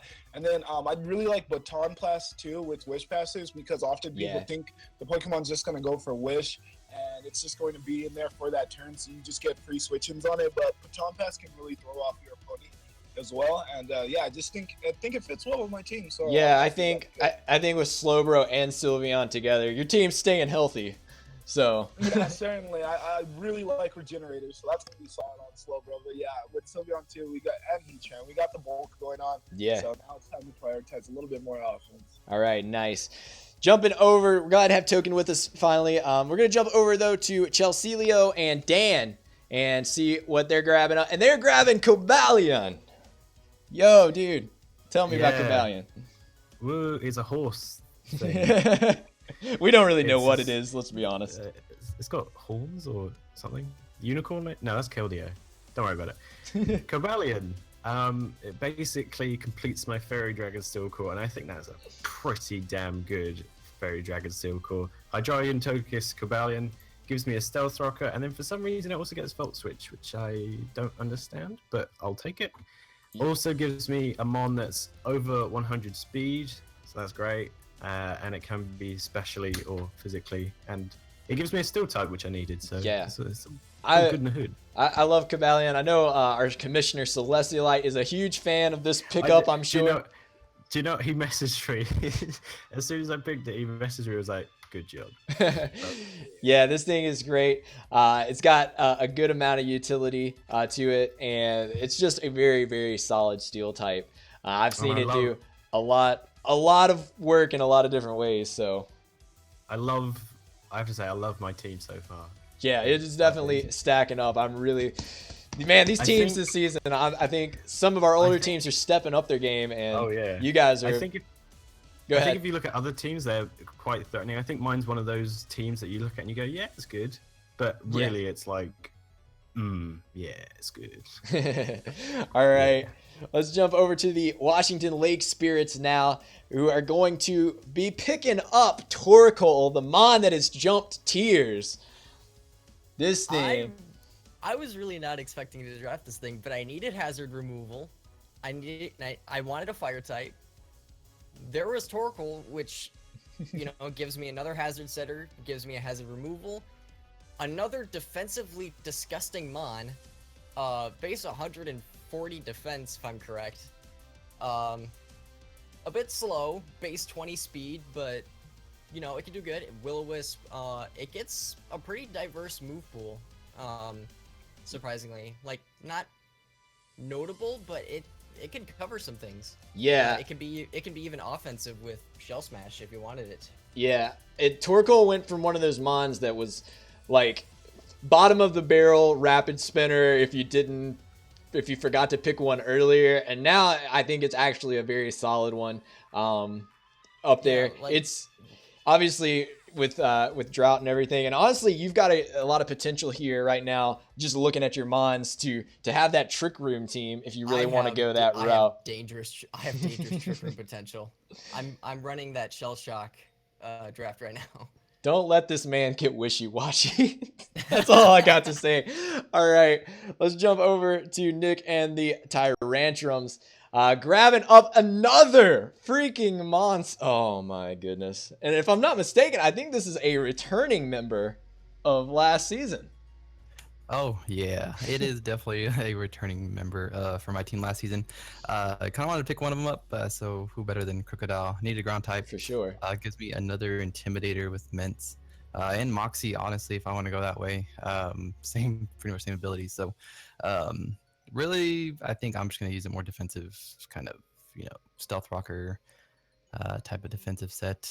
Kind of work around with Intimidate with Salamence to I know hinder some physical attackers, I guess. Yeah. I know I personally love having a double Intimidate core whenever I can use that. I think I had 4 Mons with Intimidate last season. Oh, yeah.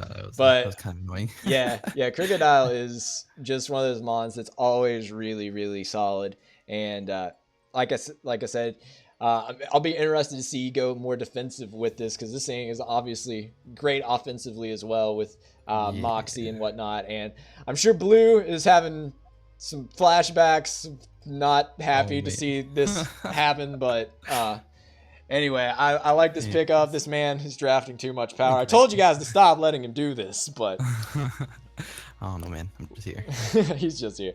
Let's jump over to CP, Cool Pikachu and the California Kingdras, drafting Alolan Ninetales. Okay, 2 words or 3 words. Snow warning, blizzard. Yo, dude. And also, I needed a Dragon Slayer, so yuck. I'm so glad to see this thing get picked up. Alolan Ninetales. I just like looking at Alolan Ninetales. It's such a beautiful Pokemon, but Alolan Ninetales is really, really cool. Fairy and Ice typing, I think, is a really cool combination. Like you said, Snow Warning is going to be nice. The Weather Wars have now, I think, officially begun. Between Torkoal being picked up, we got the Tyranitar being picked up, and now Alolan Ninetales. We got 3 different weather conditions coming in strong and hot. Not to mention this thing, and I think one of the best reasons for picking it up, actually, is the fact that this thing gets... I just blanked on the name of it. Double screens with... is it Aurora Veil? Yeah, I think it's Aurora Veil. There we go. I just blanked on the name of it for a second, but yeah, super nice. And with a light clay on this thing, you can put that up, and your team's set for a long time. So yeah, I'm glad Alolan Ninetales gets picked up. Probably would have been one of the fairy types I would have been going for, honestly, if I had been in here. But yeah, like you said, Snow Warning and Blizzard, not something you really want to take. So let's jump over to the Toronto Totodiles, who are going to be picking up another mon I'm excited to see grabbed. And I know this is a favorite of yours, Blue. Why don't you tell us about Delmise? Delmise is like legit the best mon in 7th gen. Like, I love him. I love his design. I love his typing. I love everything. I decided to pick up Delmise though because he's not only can he spin, but he's a good blocker because you can't spin against a Delmise. So it just seemed like a really solid pick, and everyone was picking their spin blockers, and I was worried that Delmise was going to get picked, but y'all underestimated the power of Dipper Pines right here. Hey, nice and GF reference. Yo, I love Delmise as well. It's one of my favorite mons from 7th gen. And it's a really cool dynamic when your mon is both your spinner and your spin blocker. So I think that's a really nice combination. Not to mention, this thing it's kind of a 3-typed mon, because Steelworker basically gives it a stab bonus on steel type moves as well. So the coverage on this thing is pretty nice in that way. So I'm so excited that you picked this thing up, because I know you're a fan of it and I'm a fan of it. So we're going to see you put it to work. But that's going to end round 4. A very, very solid round, I think.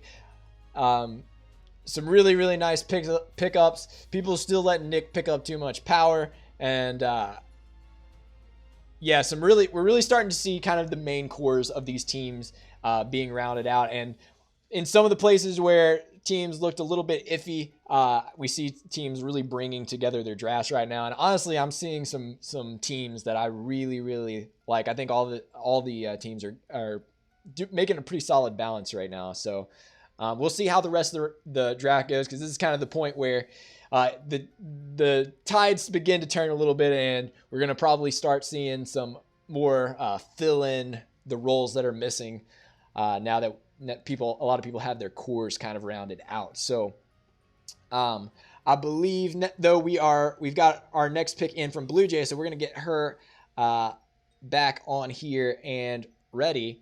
And the Toronto Totodiles are picking up Rotom Heat.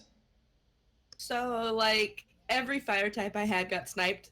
So I didn't really know what to do. And then I was talking with my assistant coaches, and we decided that Nuggies, the Rotom Heat, would be pretty good pickup. It's not only, got fire, but electric, and it can volt switch. So that's pretty good. And I've never used Rotom Heat. I've only used Rotom Wash. And I really like Rotom Wash, so I definitely wanted to see how Rotom Heat would do, and so I thought that this would be a good opportunity to pick him up. Yeah, I think Rotom Heat is a very, very solid pickup. I think you picked it up probably at the right time in the draft as well, if you wanted it. I think the thing about Rotom is everybody always focuses down on Rotom Wash, because obviously its ability to be a solid bulky water type when used properly. But I think people oftentimes sleep and kind of forget about Rotom Heat. I think it's a really solid pickup.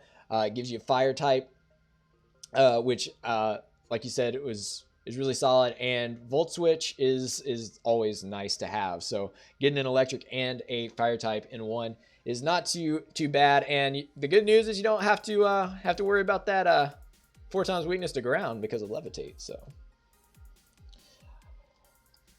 I think we're ready to jump back to the California Kingdras, who are picking up Miss Magius.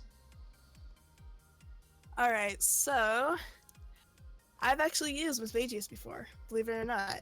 Back in 5th gen, I was the child who wanted to use underrated Pokemon in OU. So yeah.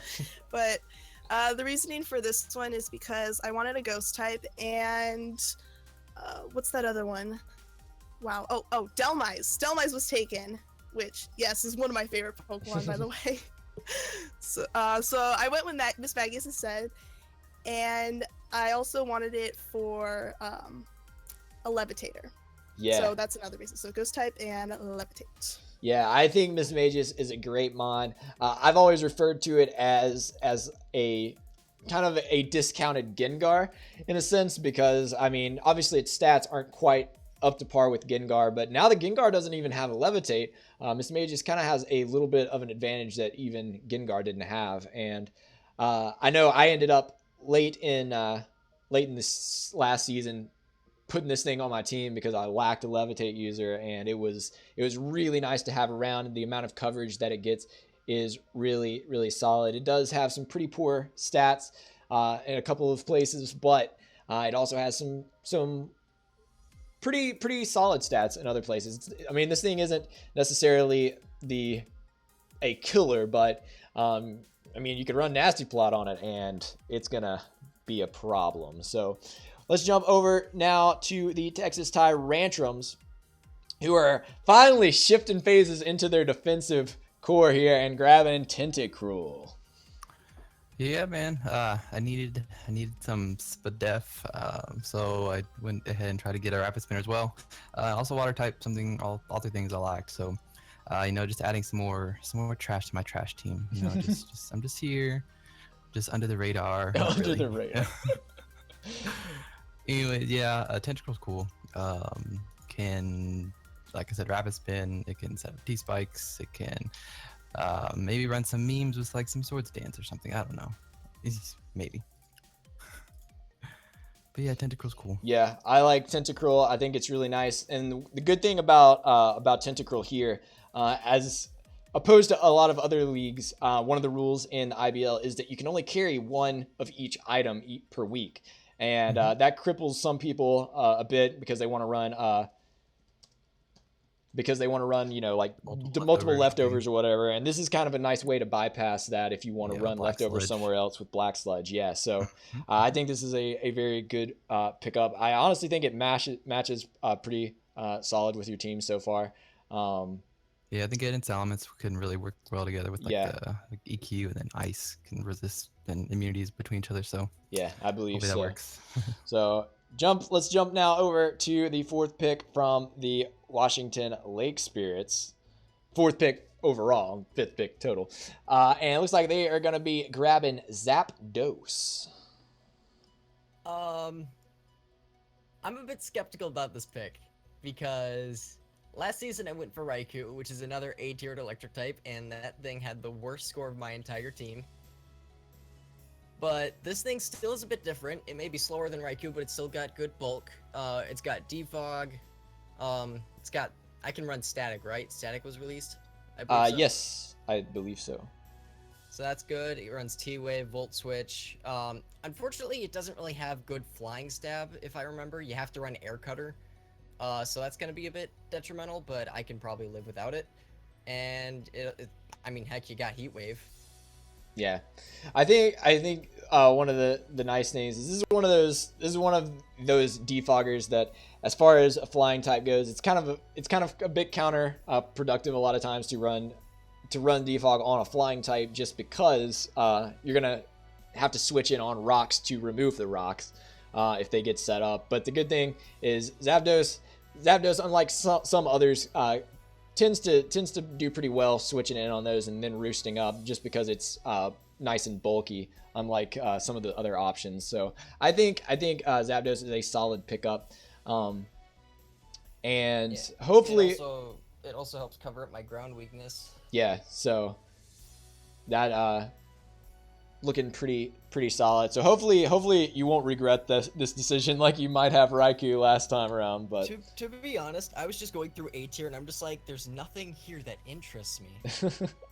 And I'm just like, what can I just get out of the way without having to hurt my team that much? Yeah. All right. Well, let's jump over to Chelsea O. And it looks like they are picking up Serena. That was great. Thanks. Yeah, to Serena, it gives me a rapid spinner, which is what I needed.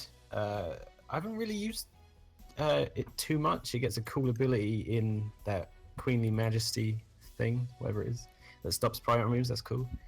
Mainly, this pick was just to get a grass type, get a rapid spinner. It also gets dual screens, which is actually pretty cool, and U-turn. So it looks like a solid pick. So yeah, I think so too. Its defensive stats are not bad, and again, like if you want to couple that with the screens, you can make this thing nice and bulky. Rapid spins. Another mon with aromatherapy. I know it gets synthesis, so and not to mention its attack stat is pretty darn high, if I'm not mistaken. So I mean, this thing can kind of hit pretty hard, even if you decide to make it, decide to play it more defensively. Still, and it has the coolest sounding move ever with Trop Kick. Oh, that's true. That's true. That's genius on their part. You just have to applaud it. Yeah. Anyway, yeah, to Serena. Cool. I just got messaged that you sniped somebody. Oh, did I?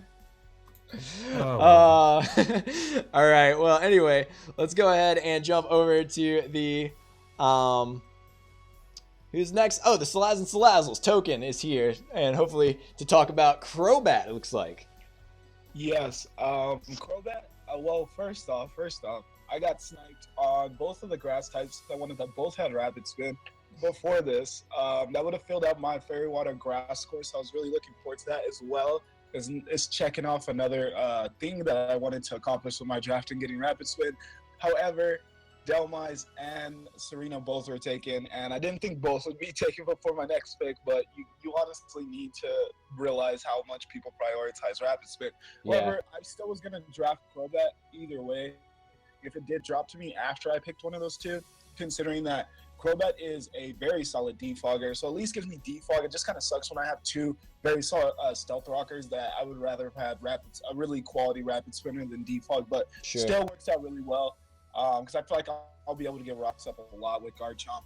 But very solid defogger, gets reliable recovery and roost, and flying is one of the best offensive typings, considering that very few things resist flying, and it still hits like a truck. If you're like a Crobat with a band and you're going for Break Bird, that's going to hit things hard that even resist it.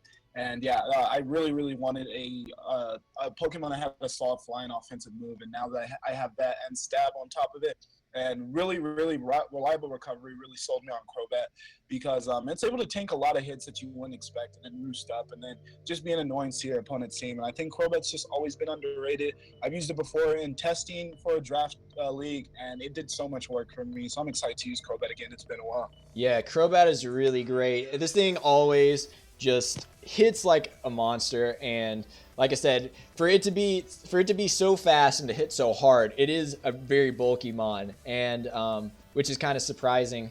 And not to mention this gen with Leech Life getting that buff, you're able to kind of get a solid amount of recovery back, even without going the roost route, if you want to go, choice band set or something like that. So Crobat being picked up in round 5 by the Salazzles. Jumping over to the Nuzleafs now, and Automatic is going to be picking up Flygon. Yes, we are going Flygon. I still needed the hazard remover, and defog Flygon is very solid. It wasn't my dragon of choice, but I needed one, and this was honestly the best one left, I felt like, for my team, especially, like I said, with the defog access. Yeah. And besides that, this thing having Dragon Dance in this generation is something very fun, and I want to try that out and see how good this thing has become right now. Yeah, I think Flygon is honestly, in my opinion, one of the best defoggers in the game, as it's one of the few that actually resists the hazards when it switches in, unlike a lot of the flying types, which is very nice. Not to mention, it finally got something that everybody's been wanting, Dragon Dance. Not necessarily making it change a whole lot, but it does have a little bit more potential there to set up and do some more damage. And again, giving yourself the electric immunity there, and just not letting people volt switch on you is very important, I think. Yeah, and the thing also is that in Gen 6, this thing just tends to be choice locked a lot, either scarfed or banded, just to do damage or to outspeed things. And with having access to Dragon Dance, I think that is no issue at all anymore for this thing. So it definitely became a lot better. And to be honest, I think this mod pairs really, really great with Tapu Fini, with the misty terrain, and Fini being able to take all the ice type hits that are coming Flygon's way. So I think they complement each other very well. Let's jump over though to the Chester Chinchows and Joseph Games, who is picking up Gligar. Okay, so Gligar, interesting mon. I really like it. It's got Earthquake, we can Roost, it's got Stealth Rocks, it can Defog, it can U-turn to get out of there just in case it runs into trouble. It's an EV laser, so it doesn't take a lot of beef, but it's still got some beef in there to have. And the fact is, immunity's a thing, so I can never be poisoned, so I like it. And also, the fact is, I just realized Gliscor cannot have rocks and Poison Heal. So Gligar is a little better for that. Yeah, I think Gligar is very, very solid. It's got that 4 times weakness to ice, which is a pain, but with the Eviolite, it actually can take those fairly well, considering. It still should not take it, but I have seen them live some ice type moves that it might not normally live, and probably my favorite thing about Gligar is that slow U-turn. This thing can sit there and absorb a hit and give you the free switch in to a mon that you normally wouldn't be able to. Slow U-turn and Baton Pass is like one of my favorite things. So I'm excited that you're gonna be able to use that. And yeah, I honestly think that it does work out really well with your current team. So we're gonna jump now over to the Portland Tortugas, and they are going to be picking up Florges. Yeah.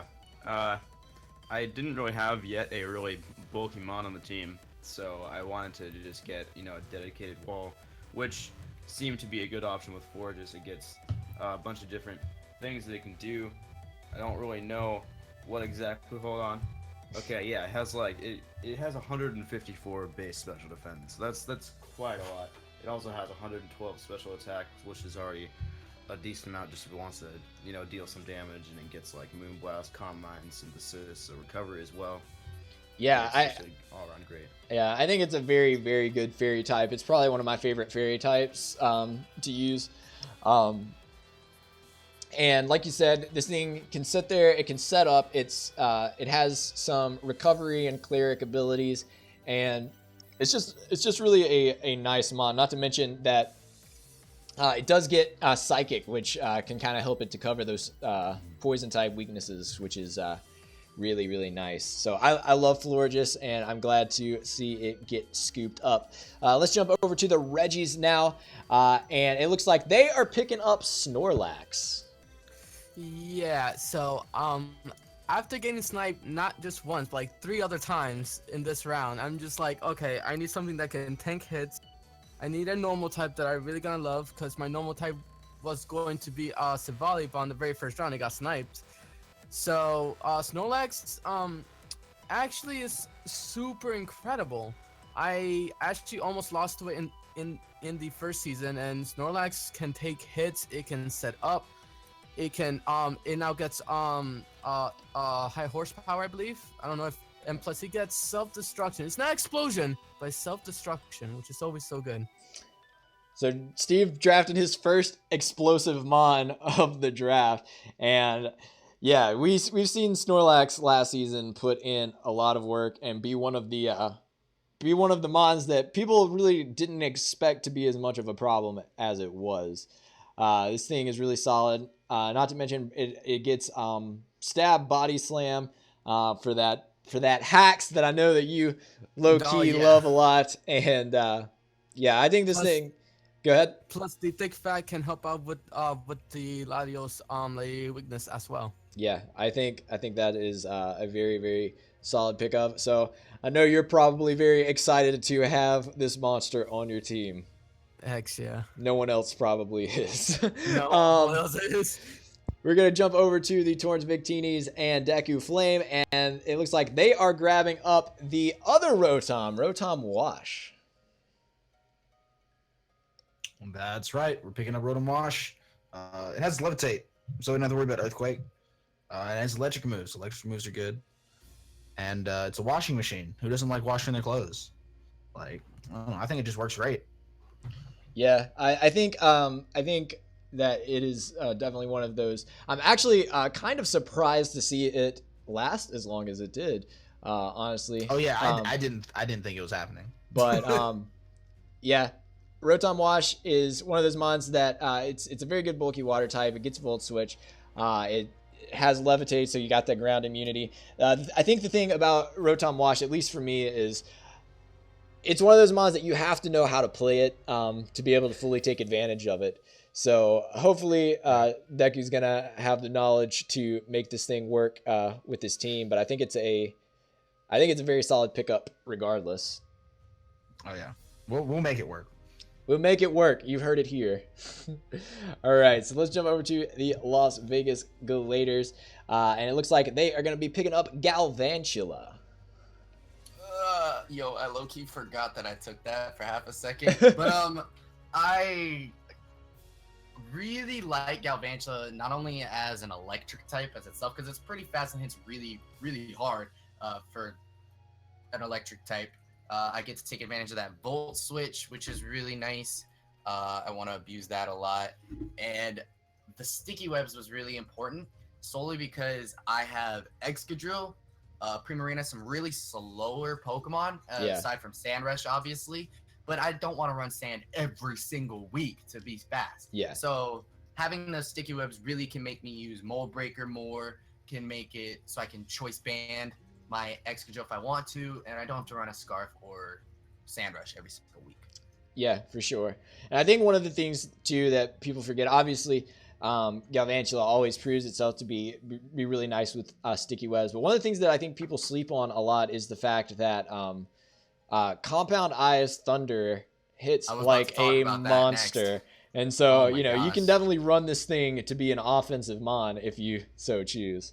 I'm telling you, choice specs, it's fast enough to be specs, so it still outspeeds a lot of threats.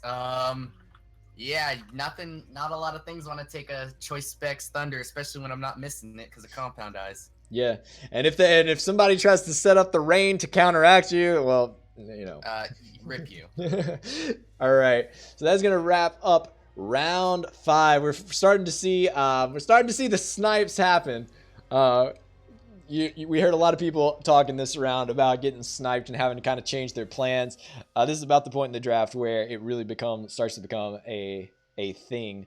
But I think there was definitely some really, really solid pickups this round. I was excited to see Delmise grabbed.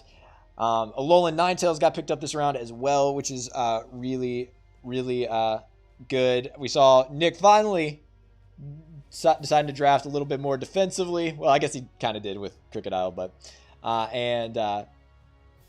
yeah, I just think that there was a lot of solid picks all around, some interesting picks. Kind of surprised that Rotom Wash made it this late, but everybody kind of picking out their bulky waters a little bit earlier and decided to pass it by, so it made it all the way down here, and it looks like we are into the 6th round now, and we just got our pick in from the Gladiators. So let's jump back to Noivern, who looks like they're picking Dragouge.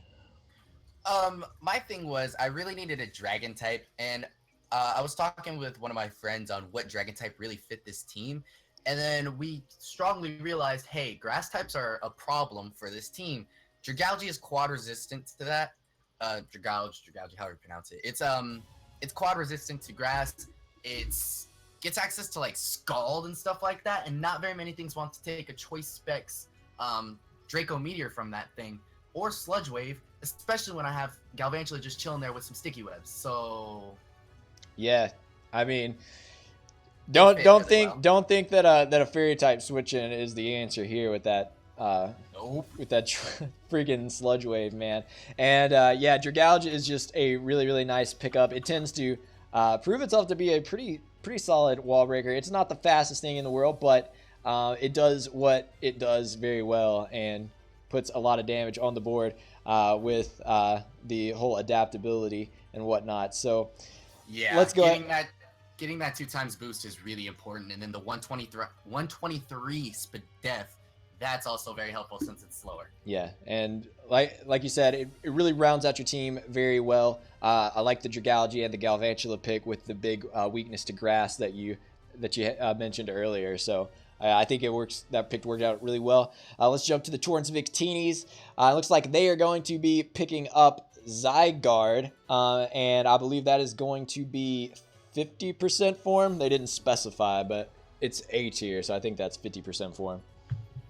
That is indeed 50%. I'm gonna be 100% honest. This was super on a whim. not on the radar at all when I was picking, but like, I had a feeling, I had a gut feeling. It's gonna work. It's gonna be good.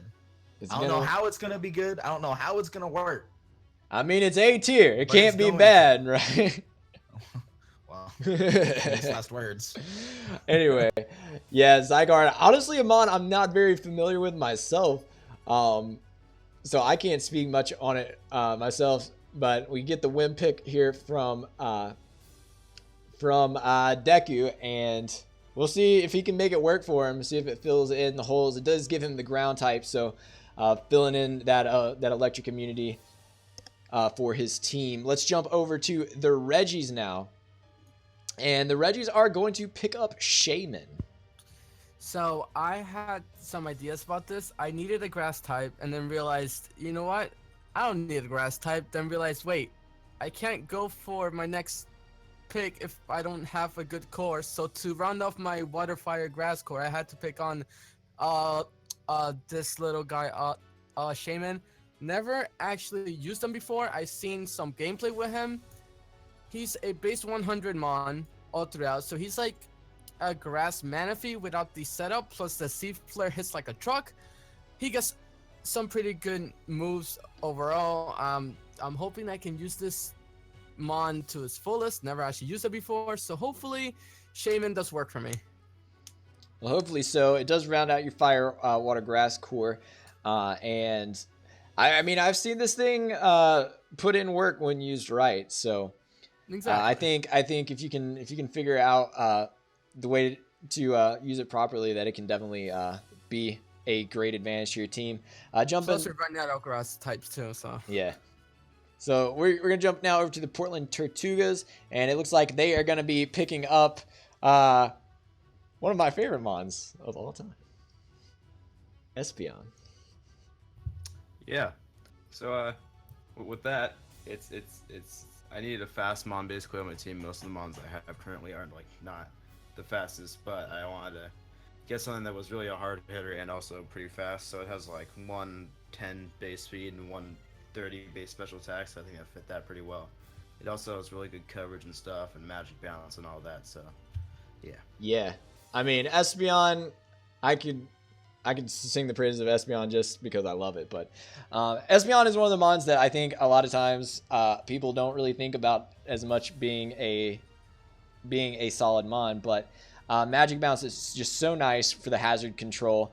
I mean, just having this thing on your team really makes your opponent have to kind of think long and hard before they decide about, you know, how they're going to play their hazards and whatnot, because it becomes a mind game, honestly, and it gives you a way to prevent hazards from being on your side of the field while also setting them up. I know there were a lot of weeks that a lot of times that I would run an Espeon without any other form of hazards on my team and just rely on my opponent's hazards. Not to mention, I know it's got a great special attack stat. It does tend to not shine very well on the offensive side just because it is pretty frail, but it's 110, so it's not super slow, and I think the coverage is good. I do think this mon with things like Light Screen, Yawn, Baton Pass, Calm Mind, Substitute, I think it has a bit more versatility than people like to give it credit for, but it's all about if you can play it right. So I'm glad to see you pick this thing up. I'm also salty that you put it on a team with Hariyama. It feels like an insult personally, but let's jump to the Chester Chenchows and Joseph Games, who are picking up the monster that is Kyurem Black. Okay, it is time. This thing is absolutely amazing. The attack stat on this thing is like off the scale. It's so good. And its special attack is not that bad as well. So it can work out really nicely. It doesn't have the defenses of, let's say, like its white brother, but the black is still here. The black is still good. And Freeze Shock is amazing. I want to use that so badly. Yeah, well, here's the thing about Kyurem Black. This thing obviously is a powerhouse. And the thing about it is, I think Kyurem Black ended up getting picked up like second pick overall last season. So it went super fast. And immediately when it got drafted, everybody said, why didn't we ban this thing? Why didn't we choose to ban this thing? And then this season, everyone continued to talk about, man, Kyurem Black should have been banned. Kyurem Black should have been banned. And no one banned it. And then it sat here for 6 rounds. The thing is, in that round 1, if I wasn't going to ban Manaphy, Kyurem Black was my ban. Like, I was going to ban it, but I wanted to hurt Steve by banning Manaphy. Well, here we go. Kyurem Black is here, and geez, I can't believe this thing's set here for this long, but you got it, and hopefully it is going to destroy some lives for you. Yeah, I hope so too. Jumping over to the Nijmegen Nuzleafs, it looks like they're going to be picking up Tangrowth. Yeah, that's correct. I actually wanted Shaman, but it got picked like 2 picks before me, sadly. But Tangrowth is still a very good mon. It's in the same tier, so I don't really need to change my whole draft plan for it. It's really bulky from the physical side. Pretty decent assault fast use, so it can take some special hits. And of course, the regenerator really helps out this mon. Yeah. Tangrowth is a very, very tanky mon. It takes hits incredibly well. Not to mention, it gets knockoff, which is always a nice thing to have on a team. And yeah, it doesn't care about those special type attacks that it's normally weak to. It can take flamethrowers and it can take sludge bombs thanks to assault vest. Just a really, really solid mon and really annoying to deal with, especially with regenerator, giving it health each time that it switches in. So yeah, I think this is definitely a very, very solid grass type to help kind of round out a core for you. Jumping in to the Salazzles, it looks like they're going to be picking up a fan favorite from Season 1, Miltank. Hey, Token, we got you here still? Yeah, sorry. For some reason, my Discord out of nowhere just threw me out of that. Sorry about that. It's all good. Tell us about Miltank. So yeah, Miltank. Pretty much, I actually wanted Shaman before this, but I came to the realization that Steve already took Shaman, but that is perfectly fine. I feel good about Miltank because once again, it's another Pokemon with reliable recovery. I feel like that's a theme that I can just take to the bank with my team, as well as it gets rocks, so I don't have to centralize Garchomp or Heatran's role because I do want to use them a little bit differently, considering that I didn't get some other filler picks that would make me want to use them in the natural role for them. So I'm glad I could get another rocker, so I can definitely use them to their full potential with their versatility, especially Garchomp. And Miltank's just extremely bulky on the physical end. It can tank so many hits and just be a huge nuisance to a lot of teams. It does have the stat Body Slam, and if you could get Body Slam paralysis, that's always really nice. And Miltank's it's a solid Pokemon. It's really, really fat. Yeah, and don't sleep on its speed either. And normal types are something that can be very hard for a lot of people to deal with, considering that they only have that one weakness to fighting. And I feel like I have a lot of good options to deal with fighting types currently. So in Sylveon, and Slowbro. So we have the options for fighting types. So I feel like it fits well on the current team that I have. Yeah, I believe it was actually paired up with Heatran last season as well, which is cool. But don't, like I said, don't sleep on this thing's speed. Just because this thing looks nice and fat, base 100 speed. With what it outspeeds. Yeah, it's not as slow as you might think by looking at it. So, yep. Jumping now over to Chelsea Leo, and they are going to be picking up Scolipede. Scolipede. Yeah, Scolipede's great because apparently you can baton pass more than one stat in this league. Mm-hmm. If that's right. Yeah. Now, so that makes this thing broken.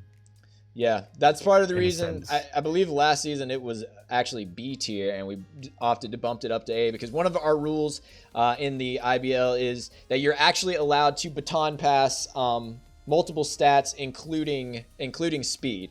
And that's something that's not standard in regular Smogon. So it can be a definite nuisance, and I'm warning everybody now. You need to have some form of hazing or phasing ready. Do you know what? I am so happy that I read the rules and that I found that little nugget, and I was like, "Ooh, Scolipede." Yeah, it's so glad it's fallen here. It's amazing how useful it is to read the rules.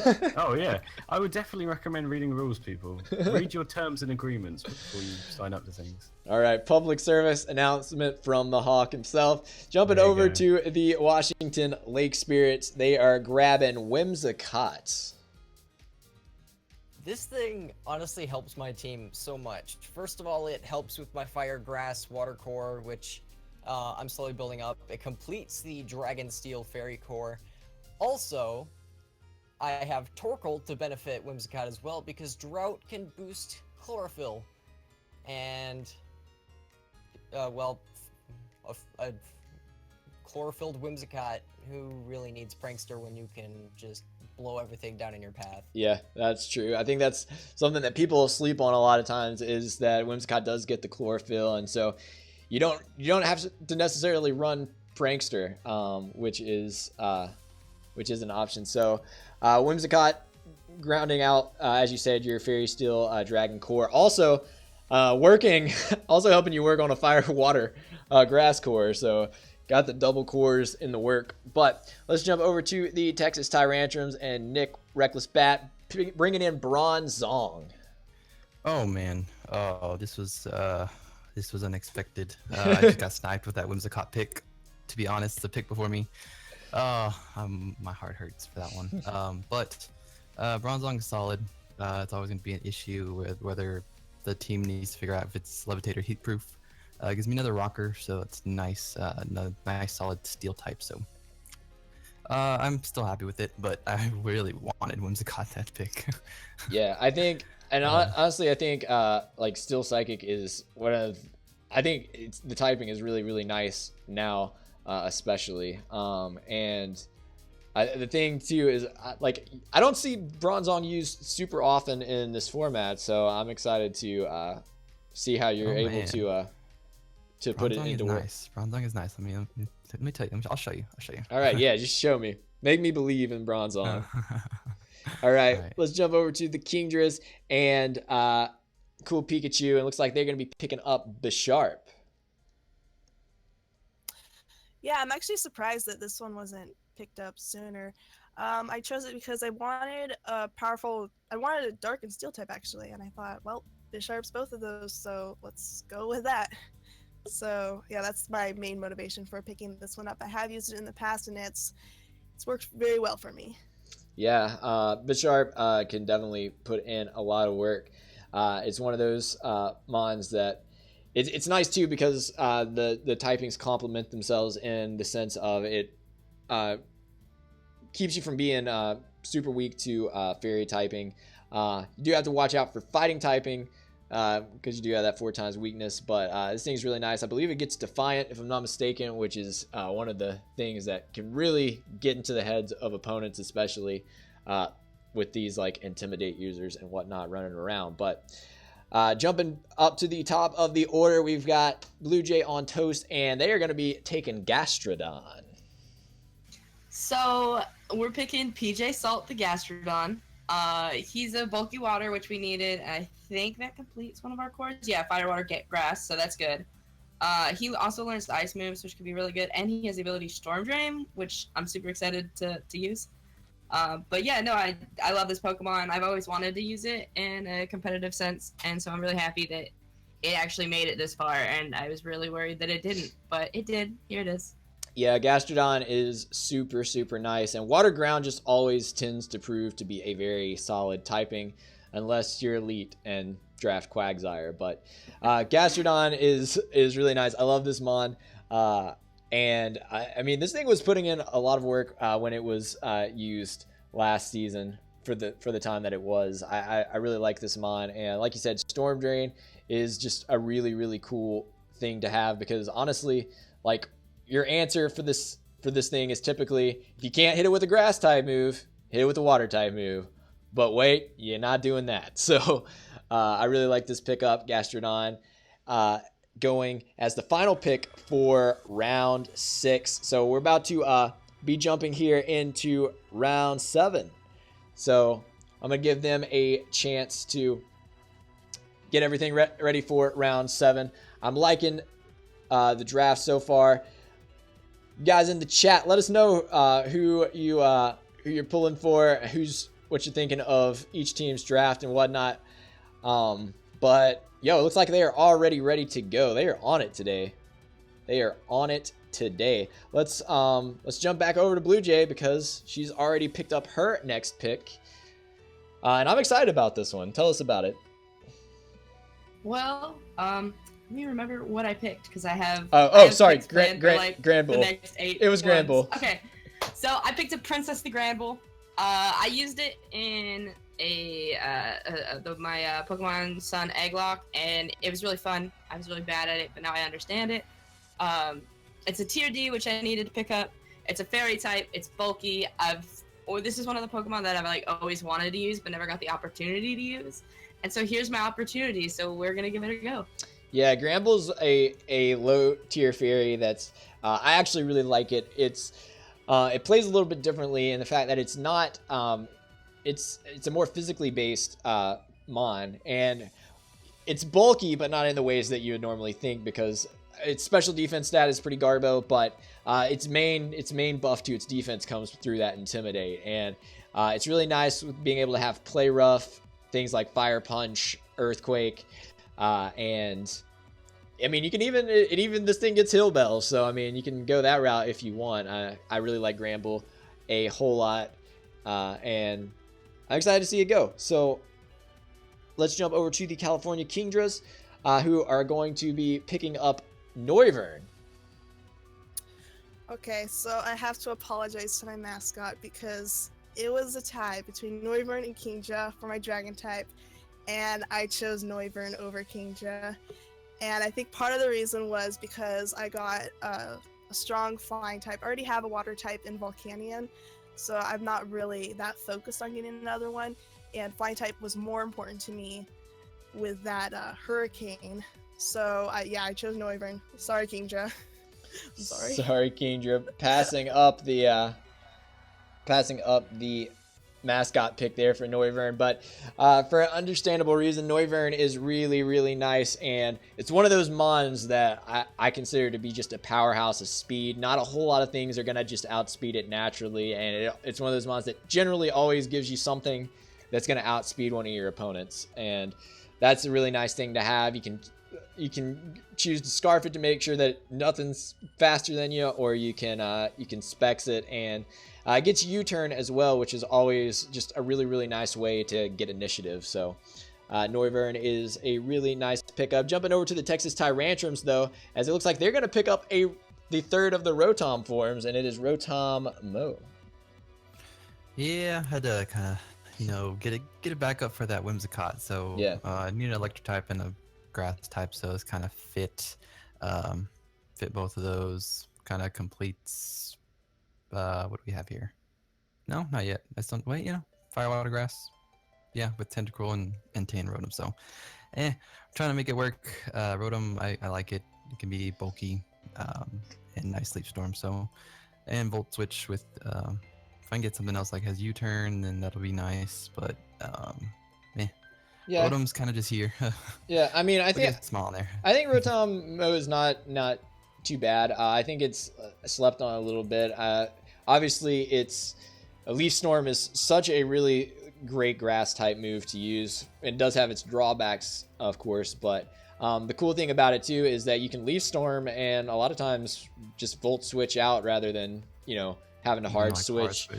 So that's a really nice little combo to have, because any chip damage is better than no chip damage. So I like this pickup, and like you said, it does kind of round out your core of a Water Fire Grass core. So let's jump to Chelsealio though and see their pickup of Doug Trio.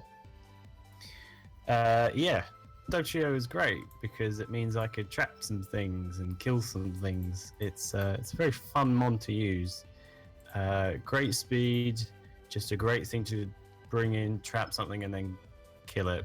It also gives me another Stealth Rocker, and it's just a great mod. It's beautiful. It's got 3 heads as well. I'm carrying on this theme. The of 3 theme heads. of 3 heads. I don't know. I'm not sure if Three there's some kind of like deep psychological thing going on here. I'll get Do Trio next. All right, yeah, Do Trio will be great. Sure. And then you gotta get Magneton, I guess. But anyway. Oh yeah. Yeah, Doug Trio really really solid, giving you your ground type, and it's really nice. It's pretty fast, which is really good to have, and not to mention it gets priority in Sucker Punch. So even if you're not faster, you're still faster. So. Yeah. That's nice to have. Let's jump over to the Salazzles. It looks like they're going to be picking up Virizion. Yeah, for this pick, I decided to get Virizion because, one, I finally get that coveted grass type that I've been looking for. And I also knock out a fighting type, which I wasn't really liking the selection of fighting types that were currently left. And I'm huge on fighting types. I think fighting is a typing that everyone should get, and I think it's one that you should get a fast Pokemon for. I'm not a big fan of slower fighting types. I do think they struggle in draft format, so I'm glad that Virizion sent out a very nice speed stat. It gives me that grass type that I wanted, so offensively, go for Leaf Blades and then have the close combat. Then it also gets like Stone Edge, so I like its move pool. I like how it fits on my team, especially just for typing wise. Like the typing is just something I needed so much, so I'm very content with being able to snag it. And I just think that it's going to provide a lot for my team, considering that it's going to be able to. It's really going to be able to threaten water types, which I didn't have the best answer for yet, considering I still don't have an electric type. And really speed, I really am on the slower end right now, so I really needed some Pokemon that are very threatening offensively, but are at a decent speed stat, so I'm content with this one. Yeah, I think it's a solid pickup, and I agree with you. Fighting type is just really nice to have, not only because it's a good offensive typing, but also it's one of those mons that can switch in on Stealth Rocks and not really be punished too bad for it. So let's jump over to the Megan Nuzleys. It looks like they're going to be picking up the monster that is the monster's wallet is Umbreon. Yes, I needed a cleric. I didn't have one yet, so I have my wish support going. I have my heal bell. Of course, this thing can be kind of passive, but if you want to set up on the physical side, I have foul play to hit you back, so you really don't want to do that. And I think for the special setup, I have other things to threaten it out, so I think that won't be that much of an issue. Yeah, so Umbreon is going to be one of those things that I feel like some people are not going to be ready to deal with, because this thing actually ended up being coach banned last season and was not able to be used. So Umbreon does what Umbreon does. It comes in, it sits there, and it sits there. That's all it really has to do. Obviously, you can use toxic really well with Finny as well. Yeah, definitely. And the fact that, like you said, you can sit there, recover up, you can toxic stall, you can baton pass wishes. It's just a very very nice thing. And like I said, I think it's definitely going to add. I think it works really well with the Finny because of its lack of super great recovery as it stands. So let's jump over. And the terrain of Finny, of course, preventing Toxic on Umbreon itself. Yeah, that's true as well. So let's jump over to the Chester Chinchows. And it looks like they're going to be picking up the second Lake Spirit, which is Mesprit. Okay, so Mesprit, I really like this one. It actually is rather interesting. It's a good levitate user. Also, the fact is, it's another rock option, so that's not a bad idea. It gets some good fairy moves. It's a decent mon for good special attacks too. I really like this mon. It can work really nicely. I like it. Yeah, I think Mesprit is kind of forgotten about oftentimes out of the Lake Trio, and really it's like a Mew that stats aren't as great and its coverage isn't quite as good, but it still kind of does a lot of the things that Mew can do, and it has levitate, like you said. So it's really nice. It can fill in some holes. I think it can definitely work very well for you there. Jumping in with Venom Star and the Portland Tortugas, it looks like they are going to be picking up Probopass. Kind of an interesting one. Tell us about Probopass.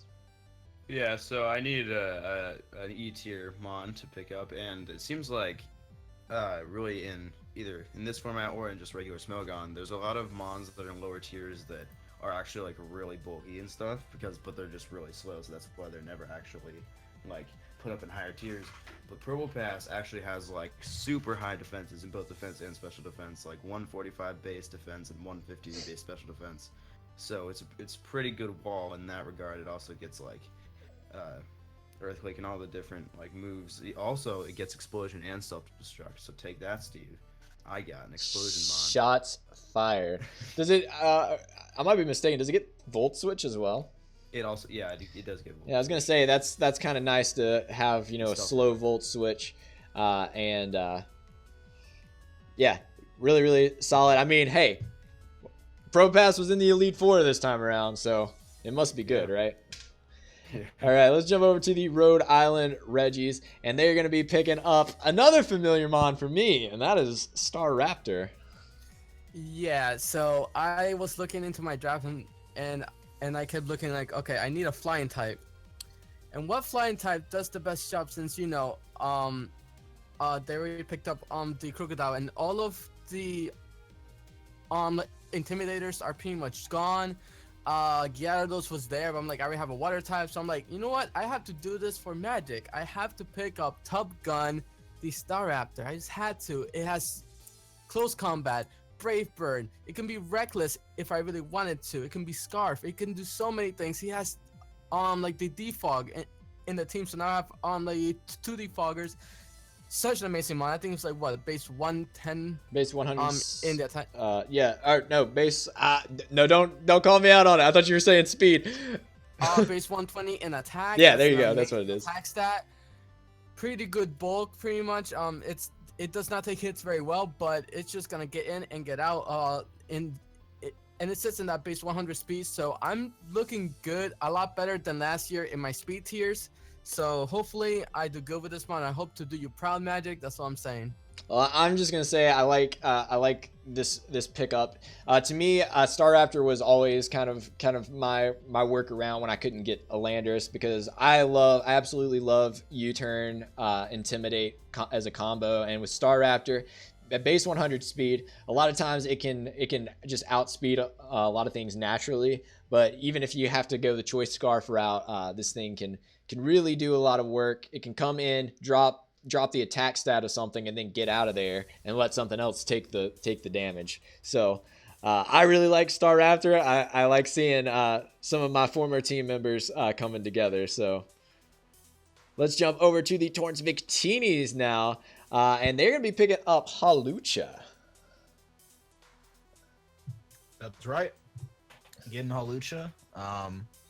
Having Danny Rand on the team. I think he's going to be able to put in some real work.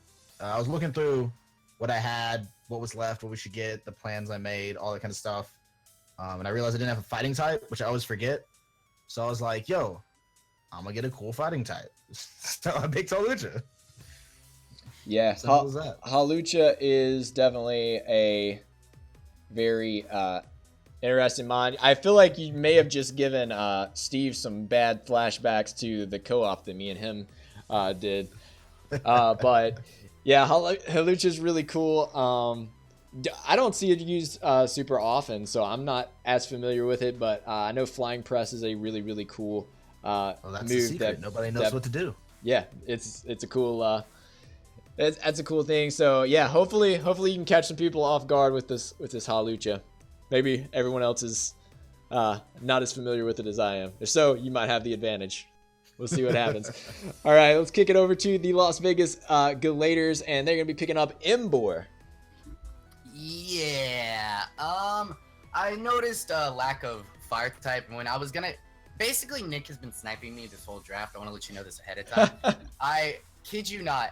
Second after I drafted Drill Teacher, I was like, I want to go Entei. He picks up Entei. I was like, okay, my backup will go with or no, I wanted Mints for a dragon. Then I was like, you know what, my backup will be Entei. I know those two are gonna go quick. He picked them back to back. I was like, well, rip me. And on the next round, I was like, you know what, I'll take Crocodile. Crocodile's a good mod. What did he take? Crocodile. So you know what? We're having fun. So I needed a really hard-hitting physical. I know I have Drill. I know I have T-Tar, but on that, the fire type stab with Flare Blitz just hits way too hard not to just scoop up right now. Especially when you couple that with Reckless and a choice band. And a choice band. Plus Underwebs. Plus you also get the wild charge, so rip water types. Yeah, and I'm pretty sure he gets head smash too, just for the laughs and giggles of everything. Yeah. So yeah. So let's just destroy everything. Might as well while I'm at it. Yeah. All right, so that's going to wrap up the I believe this is the 7th round. So we've only got 4 picks left to go. I'll let them get to work on their picks for the next round. And just as a reminder, I keep putting this up here in between rounds just in case people are popping in late. The mons you're seeing on the screen right now are mons that each coach chose to ban. In the IBL, we have a set of mons that are always banned, mostly Smogon Ubers and whatnot. But this time around, but each time we also let each of the coaches choose to ban one mon. These are the mons that each coach banned. So none of these mons are going to be used throughout the season except for Hoopa U because Reckless Bat and the Texas Tyrannosaurus decided to spend 100 extra points to actually pick that thing up. So looks like we are ready to hop into the 8th round. So let's jump back over here with Noivern Nation, coach of the Las Vegas Galators. So he can tell us about his pick of Gorgeist. Yeah, we were looking at all the grass types. We were just casually looking around, and we questioned a lot. Like Cradilly was on the list, I think.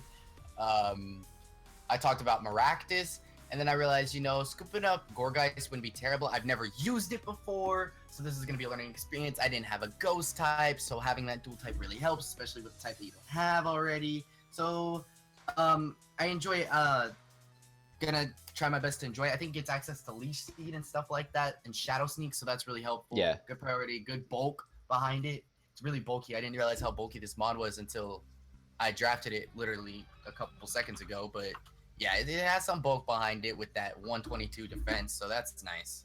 Yeah, it's oftentimes a bit overshadowed. Obviously, it's an E tier pick, but it tends to be overshadowed by a lot of other grass types. But for what it is, it's actually a very nice bulky mon and can do a lot of stuff. Not to mention, you can use it as a bit of a spin blocker there if you need to, which is good. Let's jump back to the Torrance Victinis now, and it looks like they are going to be picking up Aggron. That's right. Picking up Aggron. Aggron slept on. Everybody's going to be like, why was it in this tier after I'm done with it? Oh, it's going to be great. Aggron was the first Pokemon that I looked into playing with competitively, and so I really want to bring out its strengths and even show that the weaknesses aren't that weak in this season. So Aggron's going to be a force to be reckoned with. Yeah, is that your boy John Henry? It's not John Henry this time. Uh-oh. This time it's Alphonse. Alphonse. Oh boy. John Henry's taking a break. He's got to get some. He's got some physical therapy done because he did so much work last time. All right, I got you.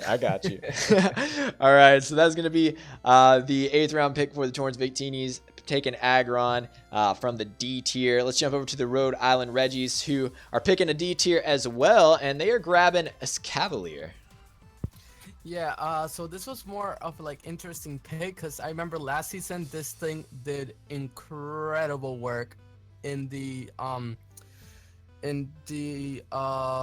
Lucha Halushas, I believe it was. They did incredible work. It is super slow, but this thing is so hard to prep for because it hits like a truck. Oh my goodness. It has knockoff, it has pursuit, it has the Mega Horn. Not a lot of things can switch into a Mega Horn, and then I think it gets a drill run or something like that. Yeah. I think it gets like a ground type coverage. So if you're predicting like a fire type to come in, you can just click that and hit them like ridiculously hard. I'm actually really happy for this because I never got to play with it, and I know that that AV on this thing, it can take hits for days. It can take a flamethrower and hit back harder. I'm very happy about this pick. Hopefully I get the rest of my draft pick because oh snap, I have 3 picks left. Okay, I didn't even know that. I'm just breezing through this. But I think that this is a really good pickup. It does kind of round out my my Dragon Steel core. I still need a fairy type. I don't know if I'm gonna be able to get one this late in the draft, but I'm pretty happy with this pick. Yeah, I agree. This thing is put in a lot of work last season, and you know, if you throw an assault vest on it, like you said, it's just gonna be there and be a pain. Obviously with Mega Horn, obviously with Drill Run, and all the stuff that it gets, it's a nuisance. It really is. Let's jump over to the Portland Tortugas. It looks like they are going to be grabbing a bulky water late in the game. It is Jellicent from Tier C. Yeah, so I needed a Tier C mon because it's kind of the way I'm trying to round out my free picks here. But I also needed a water type to also kind of finish that fire, water, grass core thing going on. And I thought Jellicent would be great because it has that normal immunity and it's ghost and water. And it's also immune to fighting as well because it's ghost. But it has like water absorbing curse body. Curse body is a little more like up to chance, but I think it would be viable in some situations as well as water absorb. And damp in case Steve wants to explode. I got that. So and having Will-O-Wisp and recover on there as well is really good. Yeah. For that. Venom, I just gotta ask, you have something out against Steve this season? I don't know. He's talking about exploding this entire time, being like, yo, I want to draft all these explosion mons. I'm like, I gotta get something to take care of that. So Jellicent has damp. Why not? All right. Well, anyway, Jellicent. I really like Jellicent a lot. A lot of like you can run dual status on it with Toxic and Will-O-Wisp, or you can go the Scald route. I think it's a solid pickup. A little bit maybe concerned about it and Espeon both on the same team. I know I've used those two in a draft in the past, and having them together was a bit scary for my taste, but hopefully you can make use of it and not let that be too much of a handicap. Let's jump to the Chester Chinchows, who are going to be picking up, I think this is just now the second Alolan Mon to be picked up, Alolan Persian. Okay, Alolan Persian is a very, very interesting mon. I'm still learning about it myself because I haven't had a chance to play with this, but like, it's a good mon. It's got Fur Coat as an ability, which I really love. It's got Technician as well that it can run. It's got some decent special attack, very good speed, and it can work out really nicely. Some good fairy type moves are here. There's everything I need in a good mon, and some good darks too. I like it. Yeah, not to mention it's got a big head. So yeah, I don't know if that's a pro or a con, but anyway, yeah, Persian. I'm honestly not super familiar with it myself, but I do know that with Fur Coat, it kind of has a nice little mixture of speed and defense. So let's jump over to the Nijmegen Nuzleaf, and it looks like they're going to be picking up a monster from last season, Gorbis. Yes, we are going with the Smash Pass. This was actually on my list. Like when I saw that Smash Passing was allowed, this was something I wrote down on my draft plan, like straight up.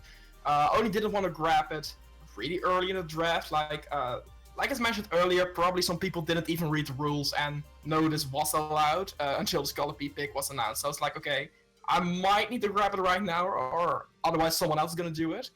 But looking at my team, like passing +2 speed and +2 offenses in almost every single mon I have, barring Umbreon and Tangrowth works. Yeah. Gorbis is one of those mons that also jumped up. It was in E tier last season. We decided to bump it up to D because of the smash passing being allowed. And we've seen this thing last season. We saw it smash pass and set up mons to go on to sweep entire teams. So it's definitely something that you got to prep for. You got to be ready for it when you know it's an option. So yeah, Gorbis, really nice. And the thing I like about Gorbis too is that you don't even have to go the smash pass route. I mean, I know that's what everyone expects in this format, but the thing about it is you can sit there and it gets good moves to boost its defenses and whatnot. So it can actually, play a few other roles as well, I think. So let's move on to the Salazzles, and they are going to be picking up Armaldo.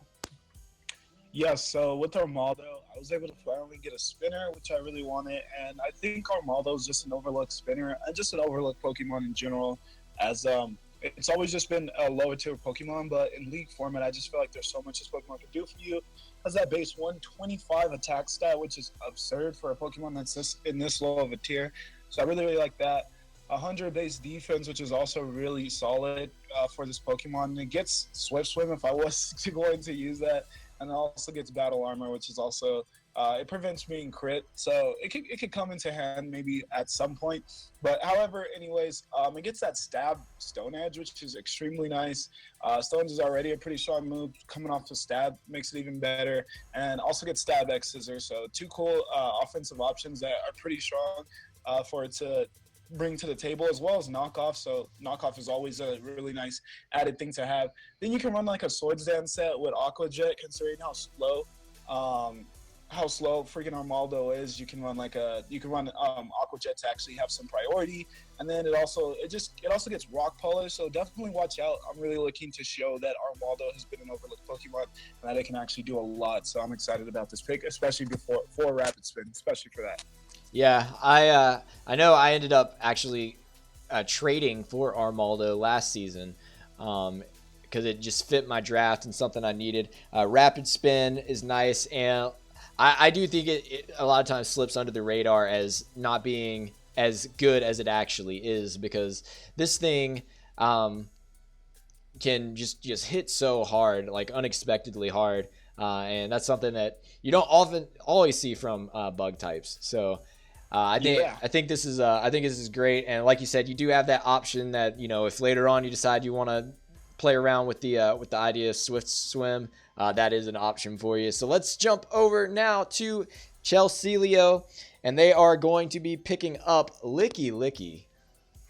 Yes, Licky Licky gives me kind of that bulky cleric thing that I didn't have.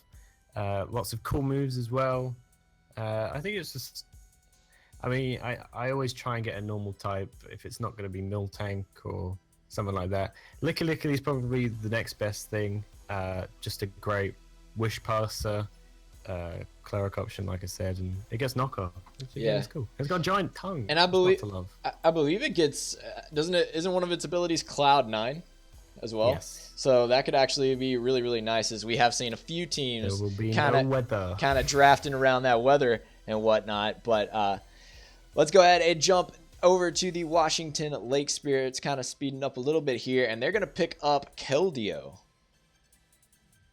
I think you guys skipped around. For me, anyways. Oh, you have Drapion. Yeah, I have Keldeo and Drapion. Oh, did we miss you on the last round? Yeah, you immediately went from Nick over to Dan. Oh, my bad. Well, let's talk about both of them then. So which one did you pick first? I went for Keldeo. Keldeo first. Okay. Keldeo, honestly, I wanted a fighting type. I wanted a water type. I had an option of either having 2 B tiers, 2 C tiers, and a D in my free pick, but I decided, you know what, having another A tier is going to be good. And Keldeo, just, it helps my speed tier a little bit better. It has a good special attack, base 108 speed. It can be pretty bulky. I believe that it has a move that ignores stat boosts. Is that Secret Sword? Yeah, I think so. So that'll be good for breaking down any sort of setups. Although that's not likely since, or no, I guess Secret Sword is special. So it's not like it's going to be breaking through a Blissey or anything. But that's good. And for Drapion, I needed a dark type as well as a poison type. This thing's only weak to ground, and it gives me more option to put Black Sludge on it. It's also a pretty decent speed tier at 95.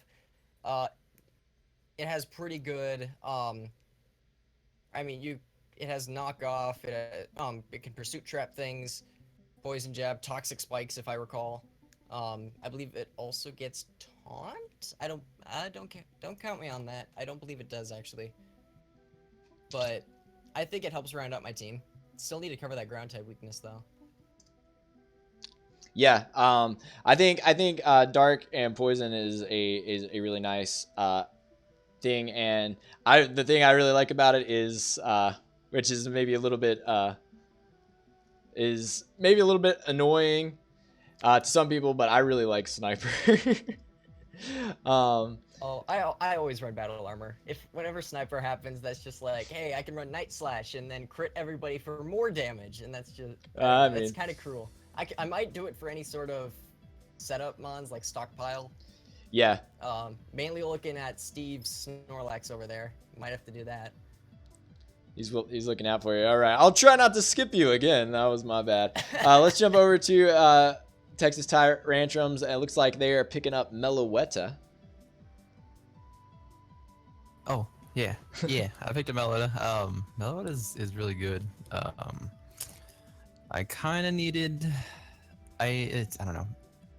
I'm still about that Whimsicott pick. It's still throwing me off. Because that would help my speed tiers a lot. Because right now I think my fast is like 100.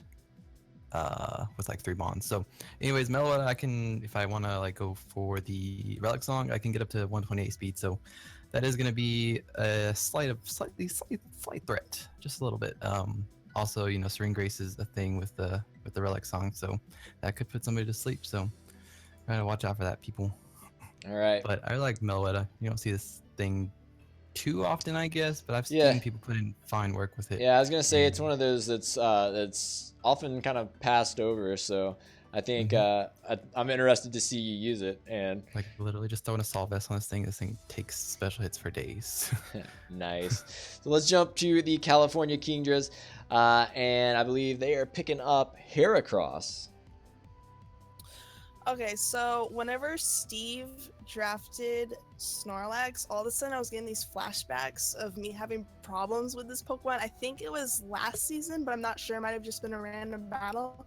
But I knew that I had to pick a fighting type. And the reason why I waited this long, though, was because there was a lot of fighting types to choose from, so I kind of had to prioritize. But I ended up eventually picking Heracross because it's also a bug type. And I thought it would be a nice coverage to have. And yeah, Heracross is an all-around really good Pokemon. Kind of surprised that it's just in the C tier, but yeah, that's why I chose Heracross. Yeah, Heracross is a very, very good Pokemon. It hits very, very hard, and so hopefully it'll let you be able to break through that Snorlax a little bit better than last time around. Let's jump to the Toronto Totodiles for their last pick for the last pick of this round, and they are going to be grabbing Alakazam. So we wanted to use some of our points to get a B tier Pokemon, and Alakazam, first off, I really like Alakazam. It's Gen 1. I'm a sucker for Gen 1. And, you know, he's got spoons, so that's cool. But I really wanted to pick up Mindfreak because I've never actually used Alakazam. But, like, I always have nicknames for them, and I just enjoy them as a Pokemon. So I thought that this would be a good time to use it, because, why not? Yeah, and Alakazam is really nice. He's really fast, can hit hard, gets a solid amount of coverage moves. And the thing about it as well is Magikarp is just a really, really nice ability on this mon. So I think it is a pretty solid pickup, especially this late in the game. But that's going to wrap up the round 8, I believe. So we got 3 rounds left, it's looking like. Yeah,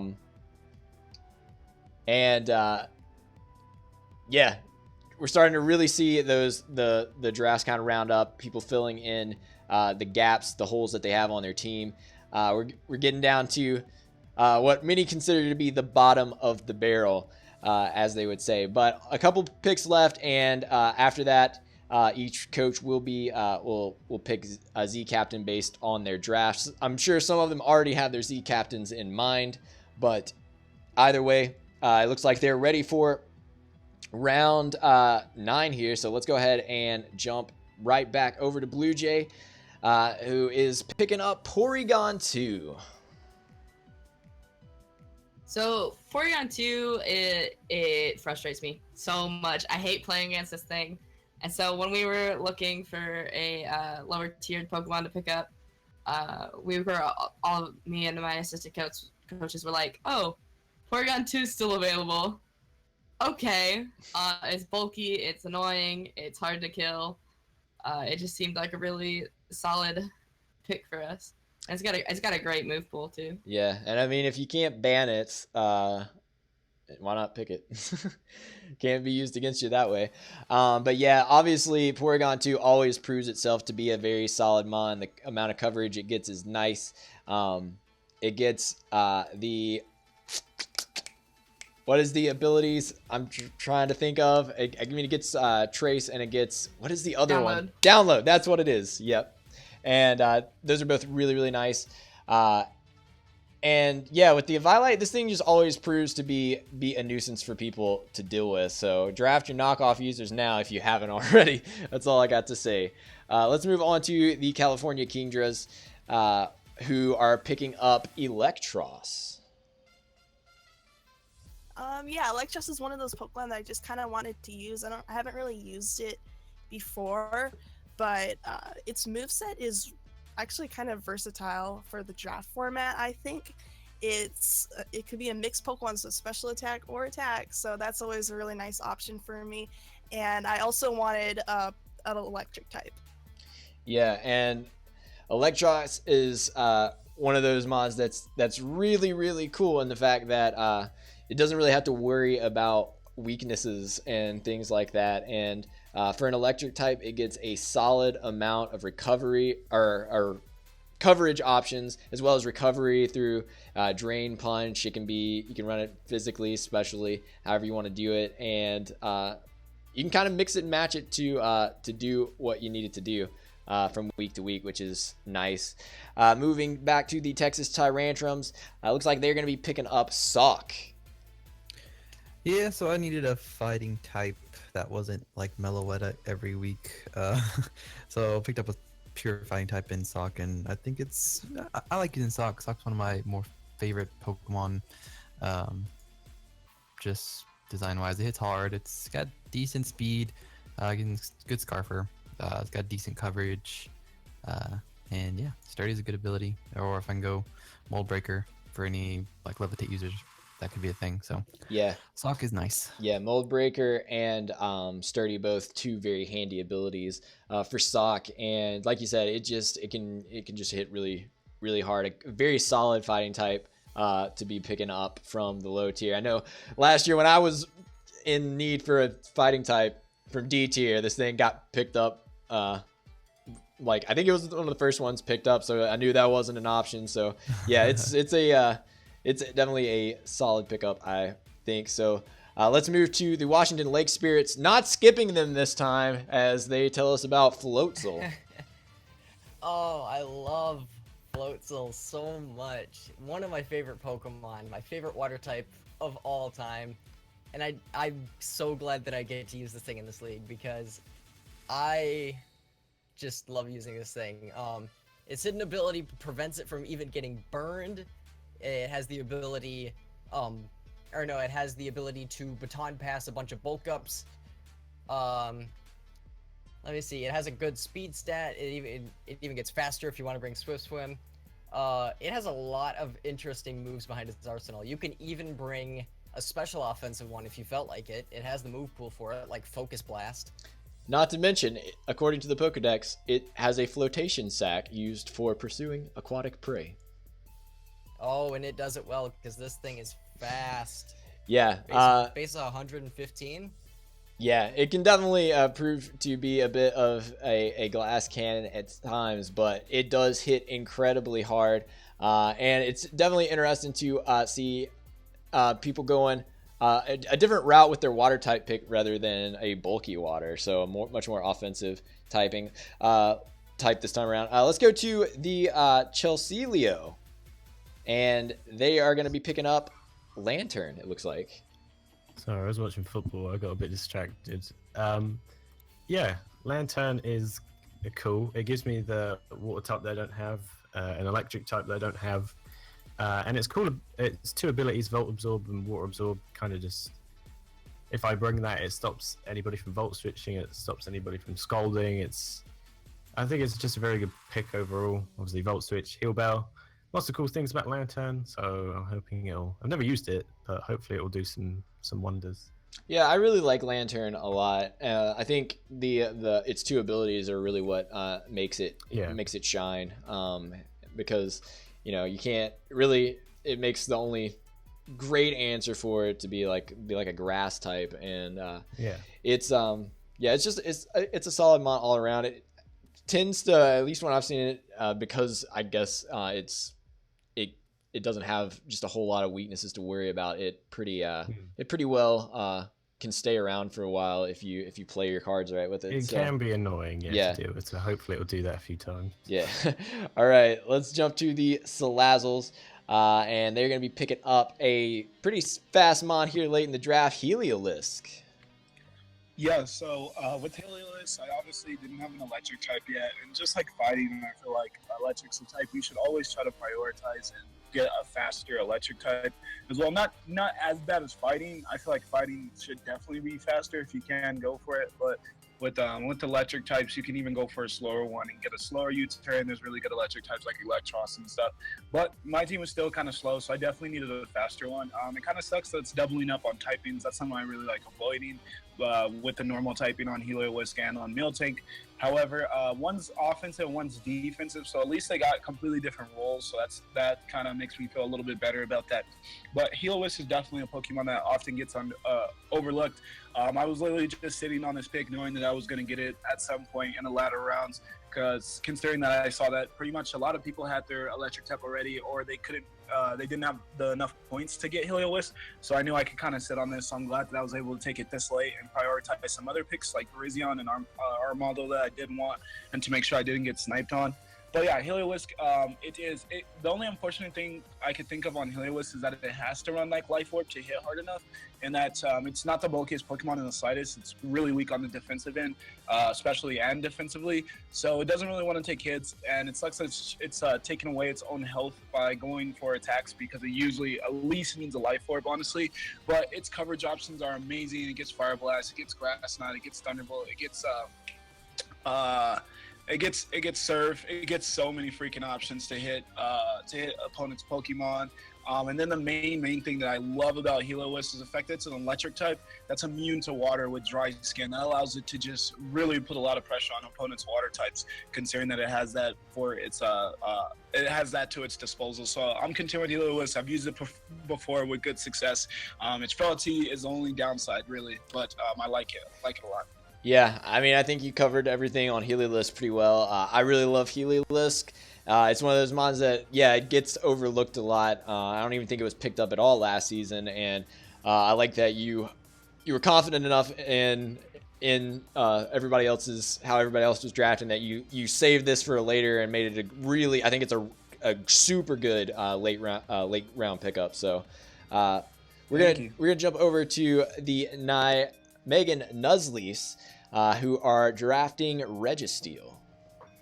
Yes, we are completing that Dragon Steel goal, which I started early draft, so didn't have my Steel type yet. I was quite unsure if this thing was gonna last, but I really wanted Gore, guys. I really wanted to Smash Pass, so I'm very happy Registeel is still around. I'm really familiar using this thing. It's very annoying. It does have a few weaknesses, but with the natural bulk of Registeel, that's not even an issue most of the time. So I'm very happy I got to scoop this up late draft.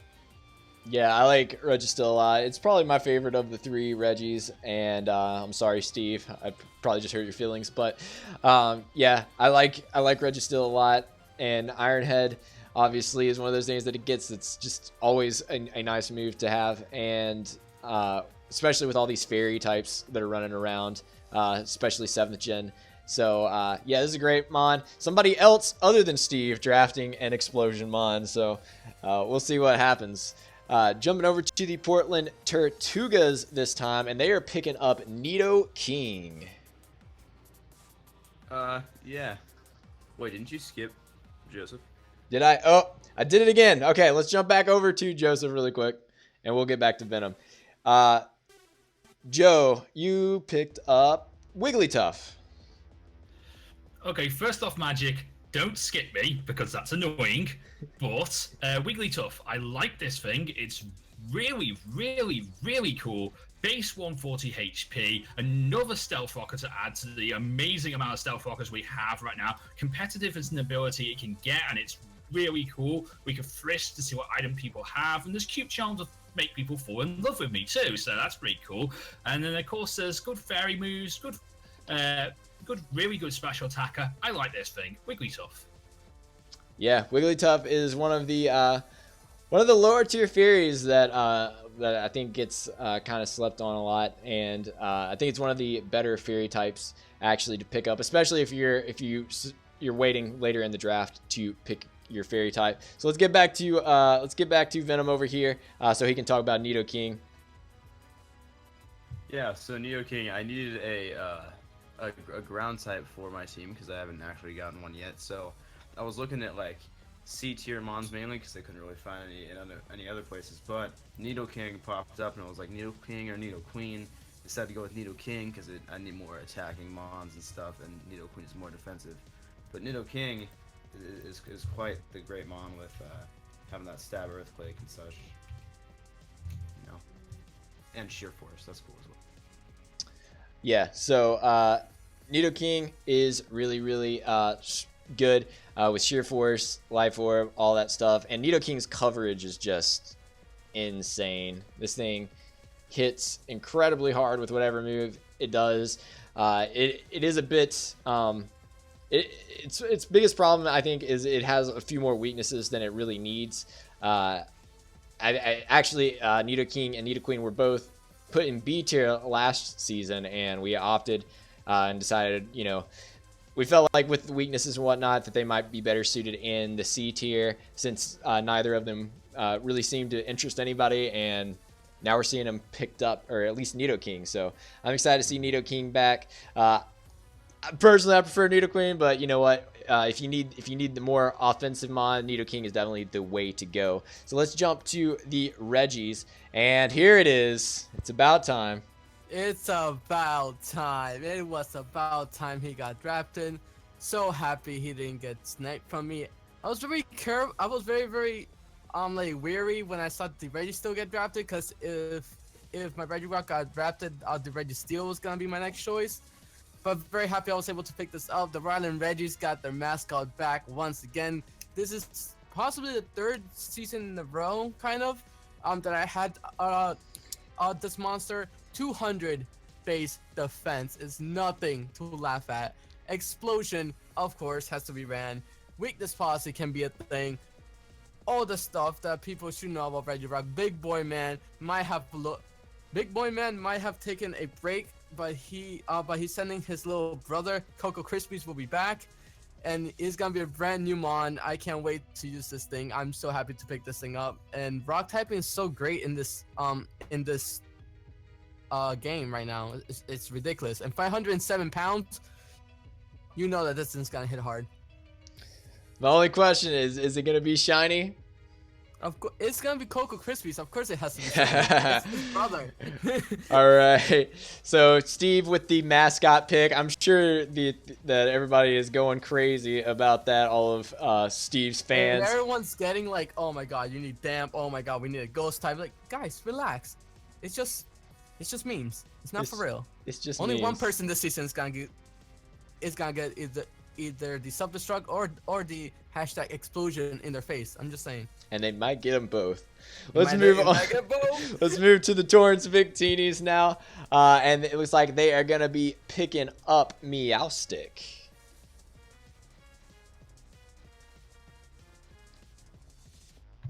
Hey, Deku, we got you. I caught that, Steve.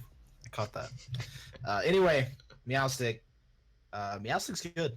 It's an E tier. I was actually kind of surprised when I saw it was an E tier because I've seen what it can do. And I think it's a really, really, really good mon to support and bring out the strengths of other mons that I've picked in the draft.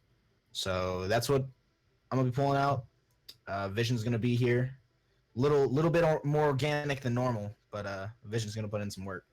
Yeah, and one thing that I do want to point out, to those who aren't aware, in this league we have the ruling is that when you draft Meowstic, you can use either form of Meowstic. So you use the male or the female. Yep. So you've got 3 different abilities at your disposal, essentially, which is can be very, very handy. And we did see Meowstic do a nice little magic or what is it? Magic coat. Yeah, that's the name of the move. I was trying to think. I was like magic bounce. No, that's not it. Magic guard. No, that's not magic coat. Yeah. No. So that was one. It's MagicActivatr. That's what it is. Yeah. So it was one of the favorite moments from last season, I think. But anyway, yeah, Meowstic, solid pickup. And Deku saying he's gonna bring out the potential of this E tier mon. So let's jump over to the Galators to wrap up this round, and it looks like they're going to be taking Braviary. Yeah, for the most part, we just needed to take a load off of Excadrill because we don't need him running Rapid Spin every dang week. So having Defog with Braviary really helps a lot. And I don't want to get swept by Crocodile, so I had to get a flying type in there. I know Gorgeist can swallow a couple Earthquakes, but at a plus, God knows what, we're going to not deal with that. So just easier to pick up that flying type so we don't get Earthquake spammed for the most part. Yeah, and Braviary is one of those mons that personally I don't see used super often, but I know that it can definitely hold its own when you use it right. So I call it a poor man's Star Raptor. Yeah, that's actually a very good way to look at it. So wrapping up the 9th round pick here, the Las Vegas Galators are taking Braviary from the D tier. So we're going to go ahead and wrap up this round as they get ready for the 10th round picks. And we're actually going to take a quick little break here so I can go grab some water and whatnot. So I will be right back in just a second, and we will pick up in round 10.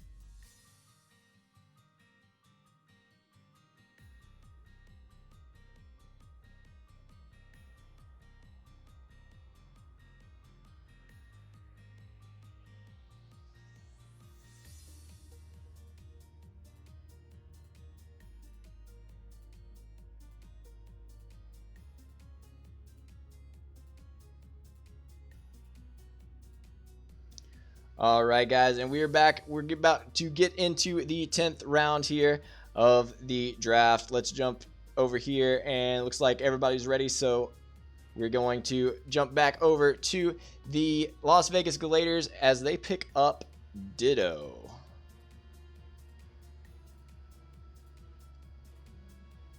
So, Noivern, you want to jump on here and tell us about your pickup of Ditto?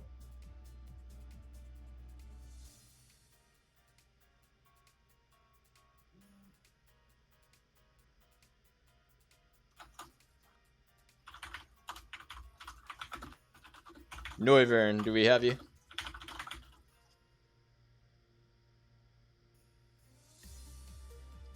Noivern, do we have you? Hold on one second, guys. Apparently they're not hearing me for a second, so. Hear him. His Hello? mic was muted. Do we got you? Yeah, your mic was muted in Discord, so I couldn't hear you. I unmuted it. It didn't reconnect, I guess. Okay. Well, you know what? Come on, Noivern, you got huge ears. Dang, chat. Why you? Oh, wow. I didn't do anything wrong. Wow. Jeez, dude. Gosh. Names are on. Dang. Man. We know who the least like. Anyway, so we're talking about my pick, right? Yeah, Ditto. We're here for Ditto. This is a Pokemon I've always wanted to try. It literally does one thing, and that's to switch in on things that want to set up on you so you can kill them. It revenges really well, and if you can't really set up on someone if they have a Ditto on their team, so that really stops a lot of people from potential Moxie sweeps, potential Swords Dances sweeps, Nasty Plots, whatever they want to try to sweep on. I can copy their stats, copy their stat changes and everything, and be able to revenge kill whatever it is. And then I have the stat boost for a potential reverse sweep back on them. Yeah, Ditto is definitely a very, very effective revenge killer, and it's one of those mons that just having it can play a lot of mind games on your opponents and can kind of make them a little bit scared of how they're going to play and everything, because they don't know, can I come in and set up? Can I, what am I going to do to get around this thing? So it's definitely a mon that you have to figure out how to play around each time you prep for it. Let's jump to the Torrance Victinis, and they are picking up Carbink. Yeah, picking up Carbink. I actually thought Carbink would be gone by now because everybody's got to get some E tiers, right? Mm-hmm. But at the same time, like Carbink is like, Carbink is really, really good. Like I've used Carbink on OU teams and like done really well with it. You pretty much know it's going to be defensive. You can take as many hits as you want, and it does its job. It does its job, and it does its job well. And that's what you're really looking for when you're building a team, right? People who do their job, or mons who do their job. So yeah, I think Carbink is potentially one of the best mons in E tier. So I'm gonna scoop it up, even though I managed to make it this far without getting it yet. Yeah, Carbink is definitely. I actually think it is a very overlooked mon from time to time. I mean, yeah, it's not Diancie, but it's close. Yo, just one mutant gene away, Yeah, so nice. I like this pickup, and I'm hoping to see you put in some nice work with it. But let's go to the Rhode Island Reggies, and they are going to be picking up Volbeat, it looks like. Yeah, so what happened with this is that I didn't want anyone else to get it because I know the potential of, like the baton passing tail glow set that people were doing last season. So I'm like, you know what? I know in each week I can only bring one of my baton passers. And if you see the Volbeat, don't let it set up on you. I want to try it out one time, and you know what? With a tail glow, I have a lot of like special attackers, so I'm actually very happy about this. And also for the Volbeat, I have a chance to either go for the U-turn. I have some T-waves. He has Prankster, so I can set up like immediately. I got screens. I can do whatever I want with the priority. And thank goodness that Tapu Lele is banned, because then priority would have been gone. But But I'm very happy with this pick. I think this is an easy pick for TE. I did not go with Fion this year, just because I didn't want to be, like the laughing stock again. You got one pick left. That's all I'm saying. I got one pick left, and I have 100 points to go. So let's see what I can get. I mean, you don't need those last 60. I'm not picking Fiona. That's what I'm saying. All right, No. Let's go to the Portland Tortugas. Since Steve has disappointed us all, and it looks like Venom is going to pick up a mon I really like, which is Electivire. Yeah, I scooped up Electivire because I didn't have an electric type yet, and I needed some more mons that were fairly good at being sort of fast and attacking and such. So and the way my free picks are working out, I needed a D tier mon. So went with Electivire because it's got a motor drive, which is good for like totally making that electric immunity a thing. And then it also has some good coverage with like all the different punching moves and such, and cross chop and things like that. Well, I know one of my favorite things about Electivire is the fact that it can just freely switch in on an electric type and get that motor drive boost to increase its speed, and then follow up with an EQ on said electric type. So it's definitely very good at countering its mons that share its typing. But let's hop to the Chester Chinchows and Joe. Oh, wait, I was going to skip him again. But anyway, no. It looks like he's going to be picking up Machamp. So. Okay, so Machamp. I really like this mon. I think this is a really interesting mon. It does get an amazing physical attack stat, good assault vest user, dynamic punch is an interesting thing. We can run no guard, so it never misses. Guts also gives us an idea, so if we get para hatched, we can do more damage, which is really good. Another stealth rock user, wait, no, not stealth rocks, knockoff user for the team, and I really like this one. Yeah, Machamp is really good. I mean, oftentimes you see it ran more for its offensive purposes, but you can throw an assault vest on this thing, and he can take hits surprisingly pretty darn well. I know I've seen Celeste use more defensive sets with this thing before, and yeah, no guard is just a really, really nice thing, especially coupled with dynamic punch. So I think this is a really cool pickup, and excited to see Machamp brought in this season. Let's go to the Nijmegen Nuzleys, and they're going to be picking up Hitmonlee. Yeah, definitely. I already had two has removers with, of course, Defog on Finny and Defog on Flygon. So I wanted to add my Rapid Spinner to that. Hitmonlee, of course, can run the Rapid Spin. It's not a move you really want to use in it, but it's an option. Besides that, it has already been mentioned, every team needs a fighting type. And for 60 points, I think Hitmonlee fits the job really well. Those reckless high jump kicks hit really hard, and everybody knows the fake out unburden or the endure unburden sets that just doubling your speed and cleaning late game. So it definitely has a lot of options. Yeah, I really like Hitmonlee. It is slowly moved up as actually one of my favorite mons, and it's the kicking fiend. So what else do you need? But let's move to the Salazzles, and they're going to pick up the third of the Reggies, it looks like. Yes, I decided to pick Regice. Oh, my God, that's what I was about to say. But yeah, Regice. It has 200 special defense. That's its base special defense stat, which is absolutely amazing. Obviously, Ice it's really not a good defensive typing. It's only a good offensive typing. However, when your special defense is that high, there's definitely going to be some Pokemon that you can wall, and I feel like it'll definitely be overlooked sometimes while my opponents are team building for my team, considering that, I don't know, Regice is just not that formidable in Pokemon for whatever reason, even though it does have that monster special defense stat, which I definitely will be using to my disposal. And then it gets Bolt Beam, so it has Ice Beam and Thunderbolt to its disposal, and I think that's such a lethal combination, especially with Focus Blast as well. So it won't be the easiest Pokemon for my opponents to switch into, considering that it does still have a 100 special attack stat, so nothing to just overlook. And it's just I really wanted to get Ice in my on my team. I wanted to get an Ice type because Ice is so good offensively. there's so many teams that people will draft, and then you'll look at the team, and then there's like 4 or 5 ice weaknesses. So definitely wanted to get an ice type, and the E tier really isn't the best in my opinion. I feel like most of the decent Pokemon in the E tier are normal types, and we already have 2 of those, so I couldn't really do that. But I am content with Regice, considering how good of a defensive and even sneakily offensive threat it can possibly be for me, especially with Rock Polish to its disposal as well. So look out for Regice. Yeah, I mean, Regice, it's not oftentimes that you're going to see an ice type be able to eat up hits like a boss, but when it does, it's probably, one of them is probably Regice.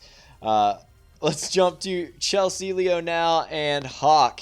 And, oh boy, I just saw what he's picked, and I'm excited. It's my favorite Pokemon. Literally.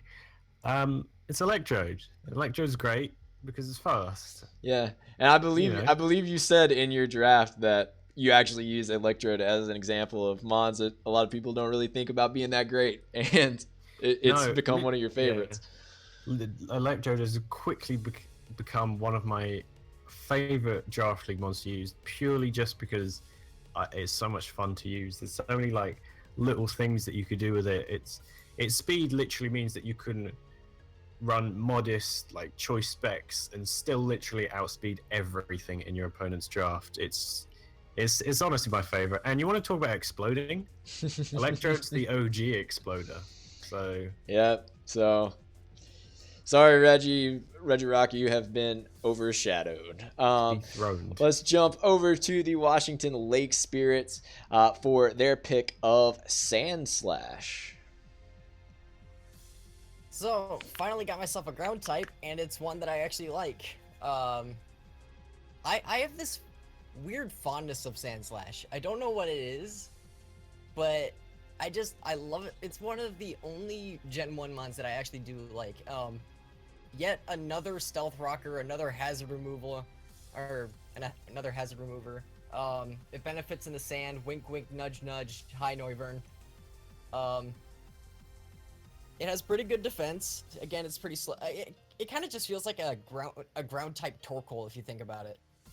Yeah, I mean, it definitely gets outclassed by a lot of other ground types, but I think what's really nice about it is for the point value, you get a mon that can hit pretty hard.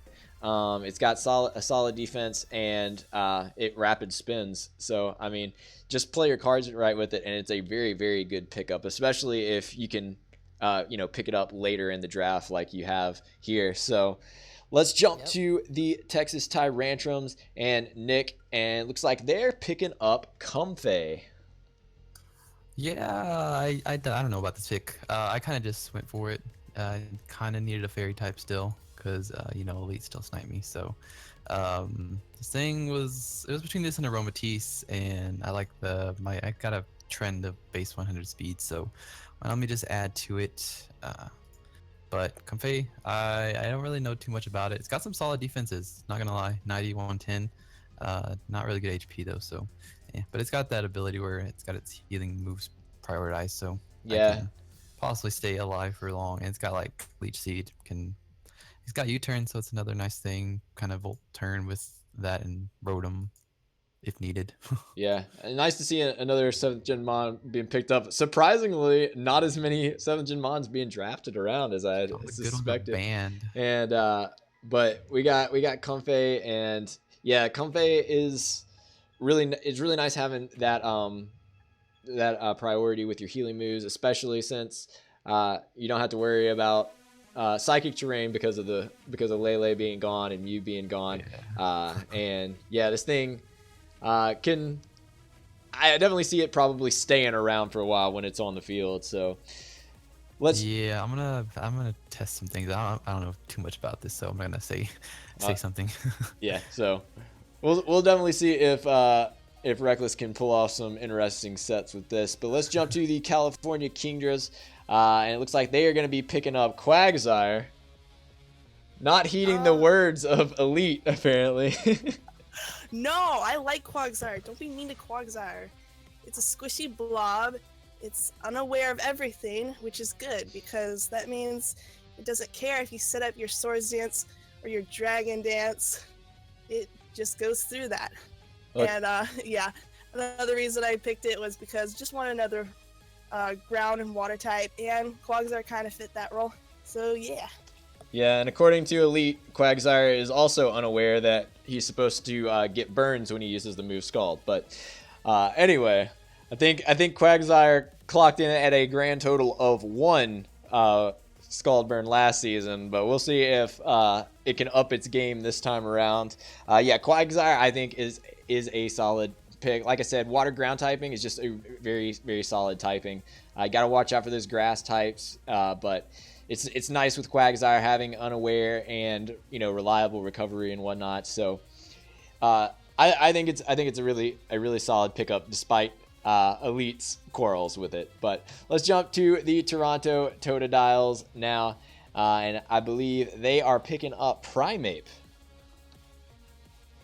Yeah, so we needed an E tier and we needed a fighting type, and I personally love Primeape. Like the Primeape episode from the first season of Pokemon was like the only one I had on VHS, so I watched it a lot. So we decided that Primeape would fit our team best. He covers our fighting types, and we get to nickname him Little Mac, so that's pretty good. Yeah, I just really want to see you run and successfully pull off Anger Point. That's what I want to see. And just max out that attack. Let's make that happen. That's what I'm interested in. But yeah, I like the Primeape pickup, and obviously like just when you choice ban this thing, it just hits so hard. So that's gonna wrap up the 10th round, I believe, meaning that we've got 1 round left to go, and things are going to wrap up here. This is going to be where everyone fully rounds out their drafts. And, of course, people are going to, now that they've got their full teams together, they're going to be able to decide on who their Z captains are and whatnot. But I believe they're actually already ready. So let's go ahead and jump into the first pick of the round with Blue Jay. And picking up another Mon that I really love as well. I also really love Weezing. I think he's really cool.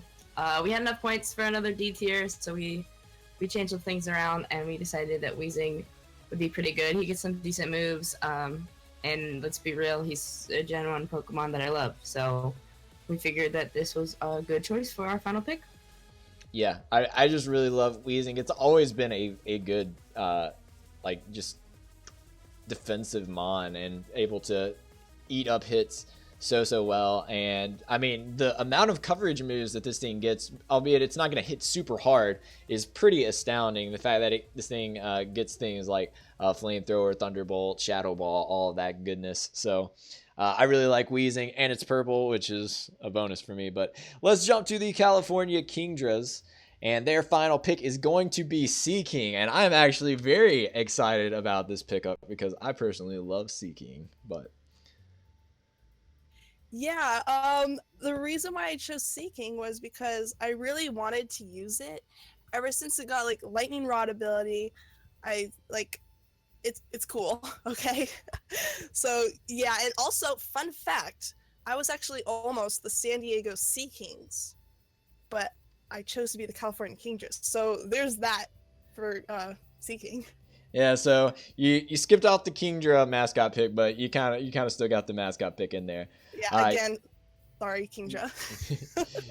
Yeah, but I think Seaking is really cool. He gets some solid moves there. He's able to cover his grass type weaknesses with Poison Jab, and I know I always really enjoyed running him with Lightning Rod and then putting the Rindo Berry on him and kind of neutralizing all of his weaknesses. So I'm excited for this. I hope you use Seaking quite a few times, and I hope it puts in work. All right. So over to Nick and the Texas Tyrantrums picking up Plusle. If I sounded a little confused in my voice, it's because I was. It's I understand. Plusle is just there. The E tier is kind of interesting. I don't really see too many things I like without like duplicating typings or weaknesses that I don't want to go for. So I was just gonna just go with Plusle. It's there. It's got Lightning Rod. That's kind of cool. It's decent 95 speed. 95 special attack. Nasty plot baton pass is a thing. So I don't know. It gives me a another volt switcher. It may come to like a couple games, but it's cheering Pokemon. I'm just gonna be cheering my team on. I mean, it's an adorable Pokemon to have as a cheerleader, so we can't argue with. Who can argue with that? Let's. All right, let's hop over to the Washington Lake Spirits for their final pick, and they are taking Cryogonal.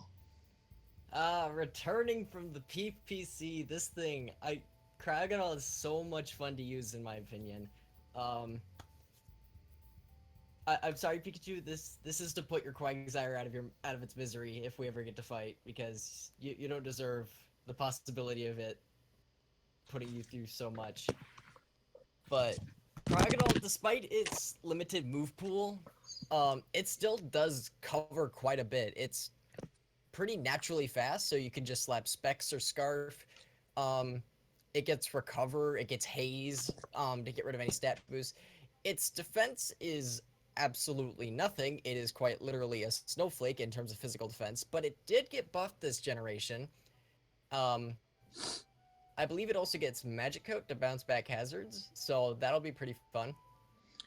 Using other people's tactics from last season. I see how it is. Yeah, I remember that, but like this thing actually had I believe the best score in the PPC. I think it got 5 kills and no deaths. So I feel confident in my ability of using this thing. All right, well, we'll see just if that can come to fruition this season in the IBL. Hopping now over to Chelsea Leo for their final pick, and it looks like they're going to be taking Piloswine.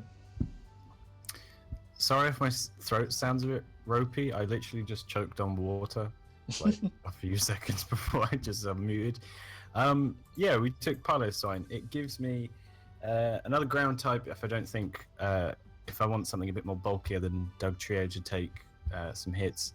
It gives me a cool ice type. Ice type I feel like is never really, it's kind of like an underused type in Draft League format, but it does have its uses, and it just gives me another Stealth Rocker, and yeah, it's all right. There you go. It's all right. It's all right. I'll call it that. That's the motto of the Chelsea Leo this season. It's all right. It's all right. All right. So over to Token and the Salazzles for their final pick, and they are taking Mr. Mime. I actually really like this pick. Yeah, Mr. Mime. Well, actually, before I get into talking about Mr. Mime, all in good spirit, I wanted to throw a little shade since I am a little new to the league. Want some friendly rivals?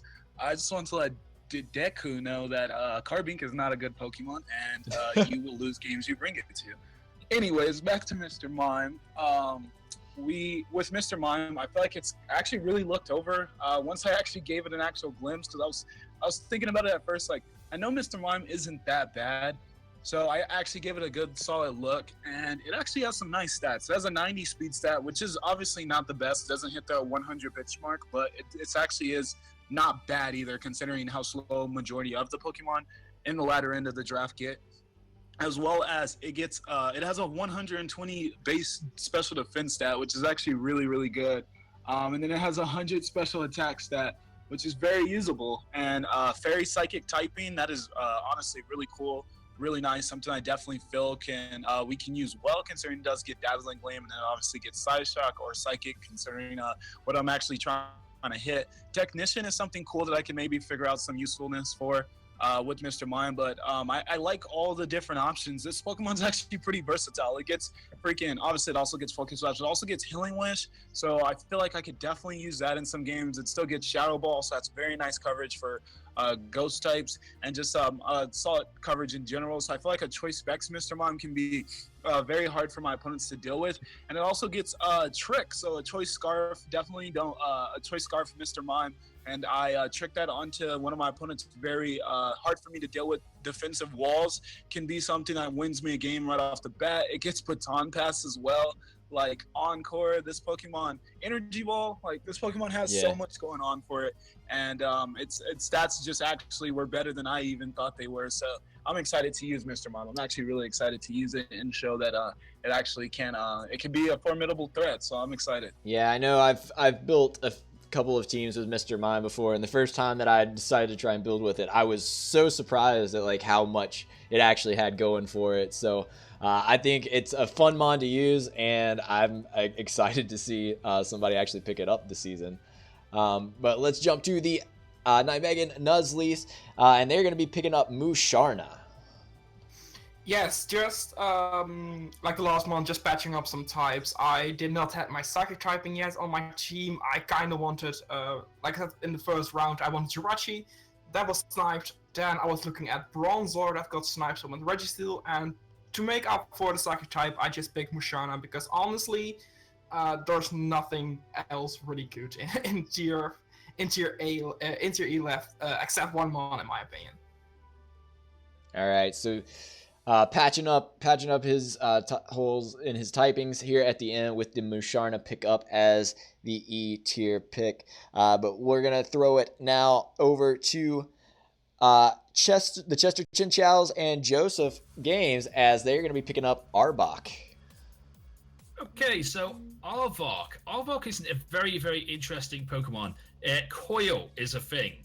Coil puts my attack and my speed and my accuracy in one move.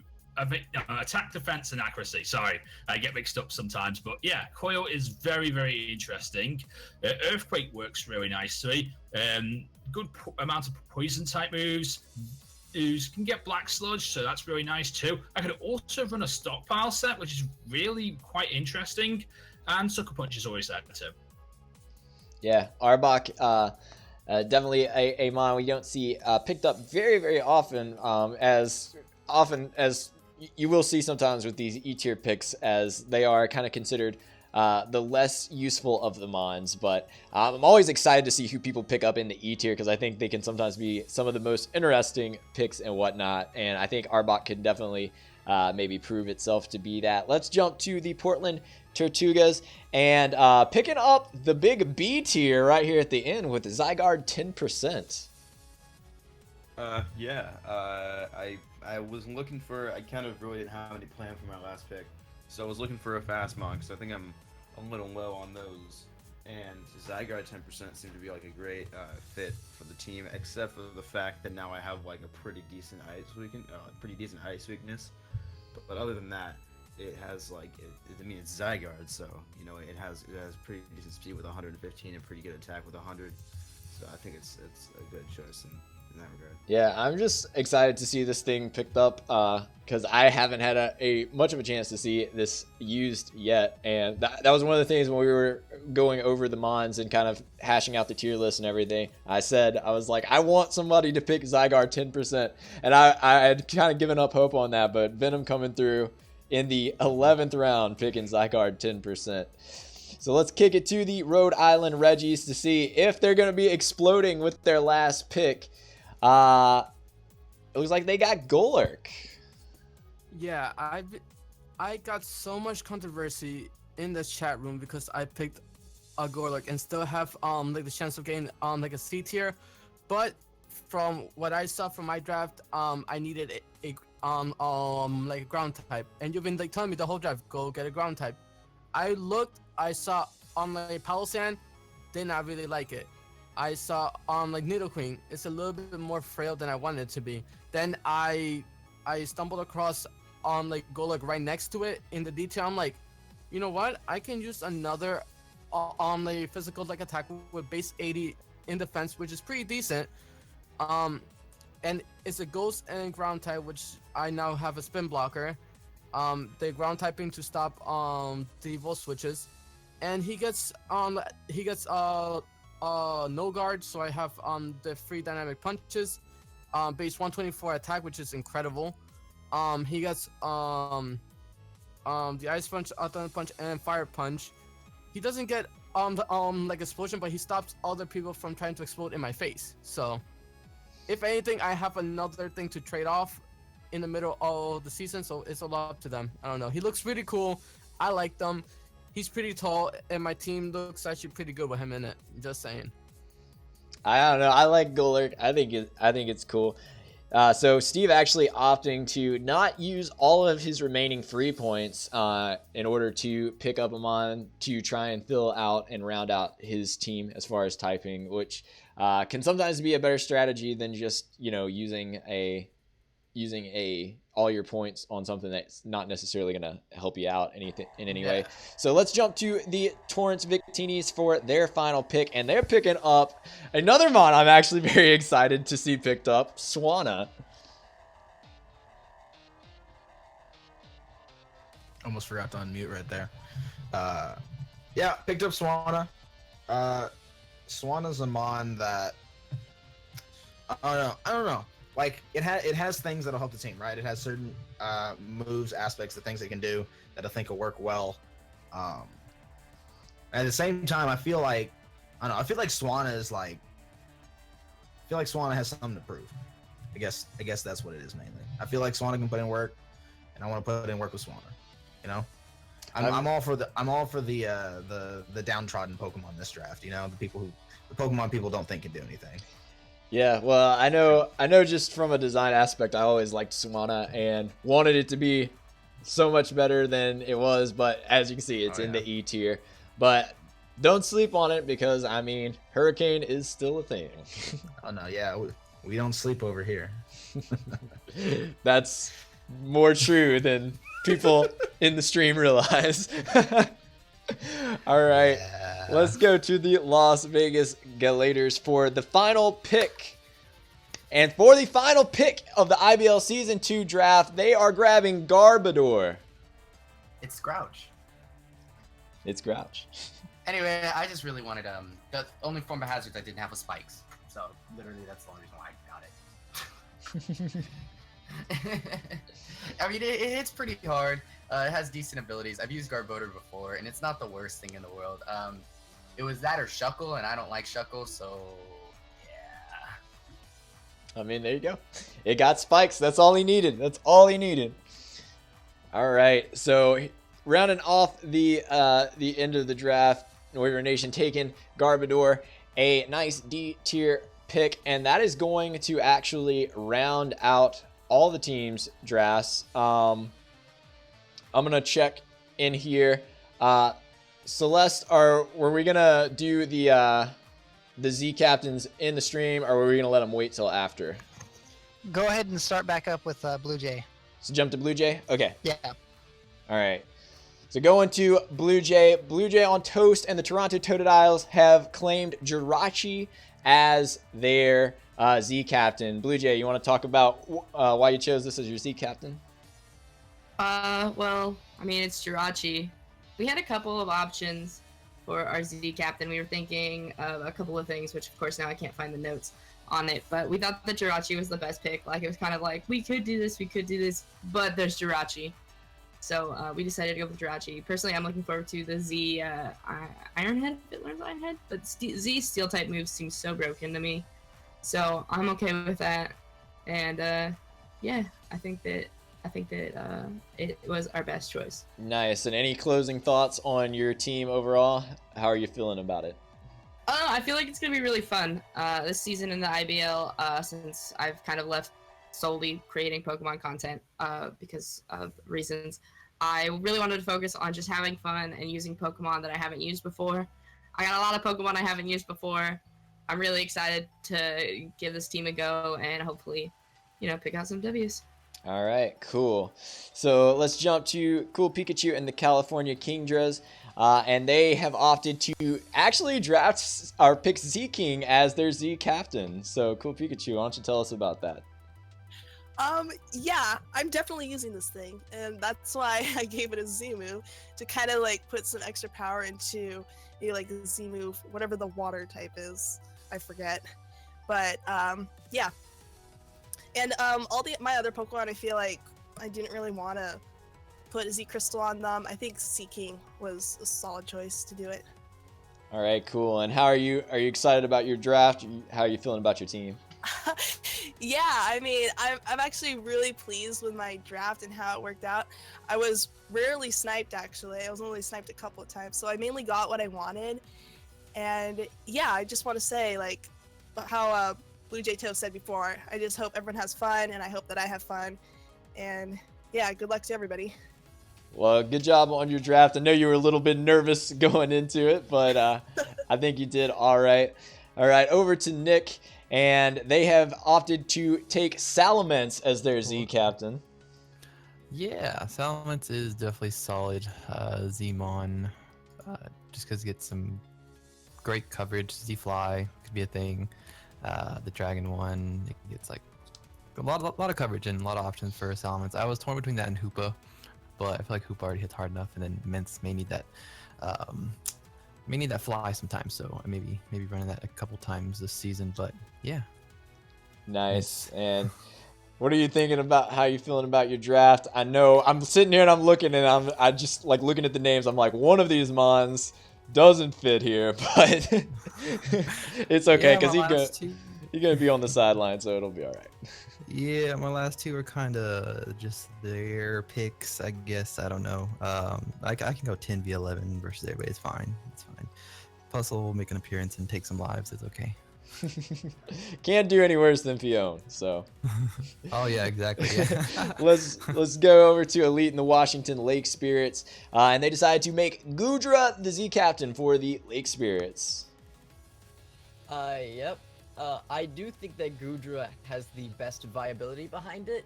I was debating Azelf, but I do think that Goodra has a lot more moves and type coverage than Azelf could. Plus, there are some other options that I could do besides hitting very hard that I think could be useful in the long run that I wish not to spoil yet.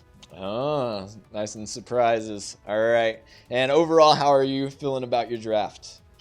I feel very happy. I did not get sniped once, as opposed to last season. Every pick I focused on did not get picked up, and I'm happy that I picked up a team that I think is a good combination of physical, special, any sort of bulky mon that I have does have good offense to go with it, and I feel like I can put this draft to a lot more use. I think I can expand my possibilities a lot more than last season, where I had to leave half of my draft behind because I didn't know how to use them.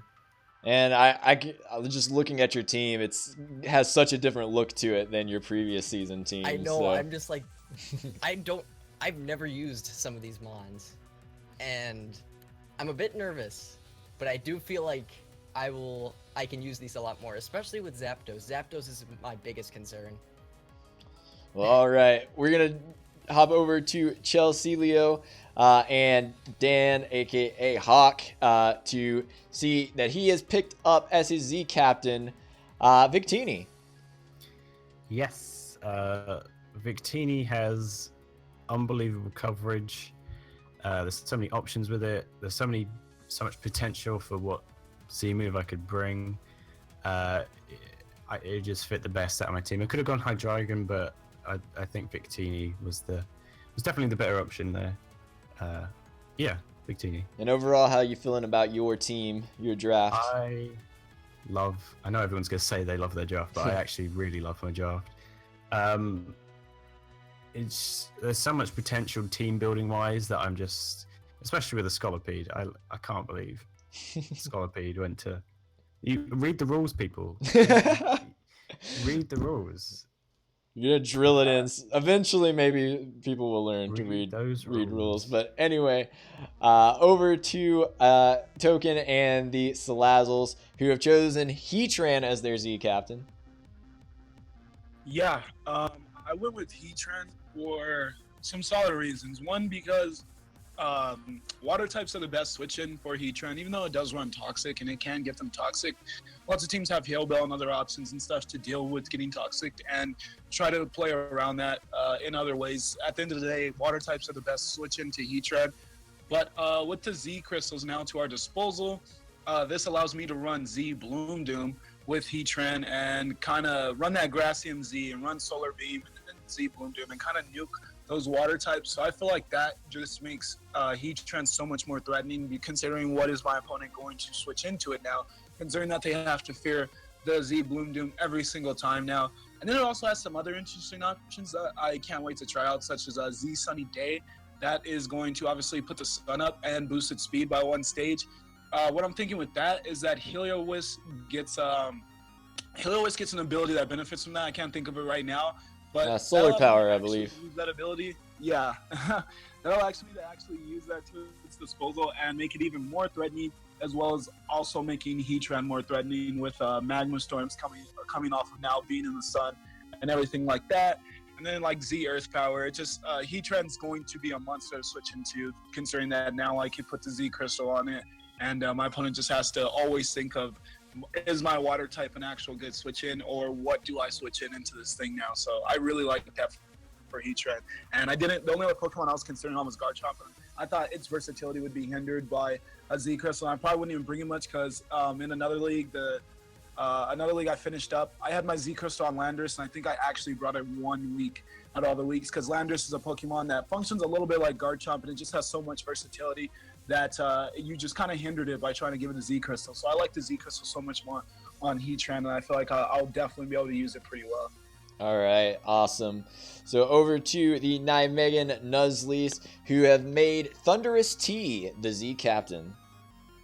Yes, and like Token already started the whole thing. You want to give him on. You want to make him on your Z Captain that doesn't really want to use another item. Of course, Life Up is very good on Thundersterion, although I'm not a huge fan of the item myself, but it hits hard enough already on its own with 145 special attack, and of course you have the choice items that are good on Thunderous, but I generally feel like this thing doesn't need any of them most of the week, so having a Z option there is, on my team, the best way to go around it. All right, and how are you feeling about your draft overall? You happy with it?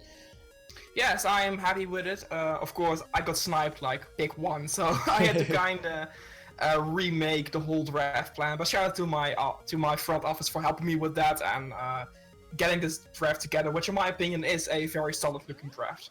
Yeah, I think especially to have been sniped so early in the draft, you definitely turned it around and used it in your favor. So over to the Chester Chenchows and Joseph Games, who has made Kieran Black the Z Captain of choice. Okay, so Kieran Black is a very, very interesting mon for my Z Captain. And the one thing I want to say here is Sub-Zero Slammer from a Z Freeze Shock. That's base 200 attack. Something is dying. There's no stopping it. Something is dying. Z Outrage also works out really nicely. Z Hyper Voice can work out pretty nicely as well. There's a lot of good Z moves I can use here. Even Z Fusion Bolt could work. All right, so Kieran B as your captain. How are you feeling overall about your draft? Are you happy with it? I love it, really. I mean, the fact is, it's a lot of mons I've never really used before in competitive, but they're very, very interesting mons, and I'd like to see what they can do. All right, sounds good.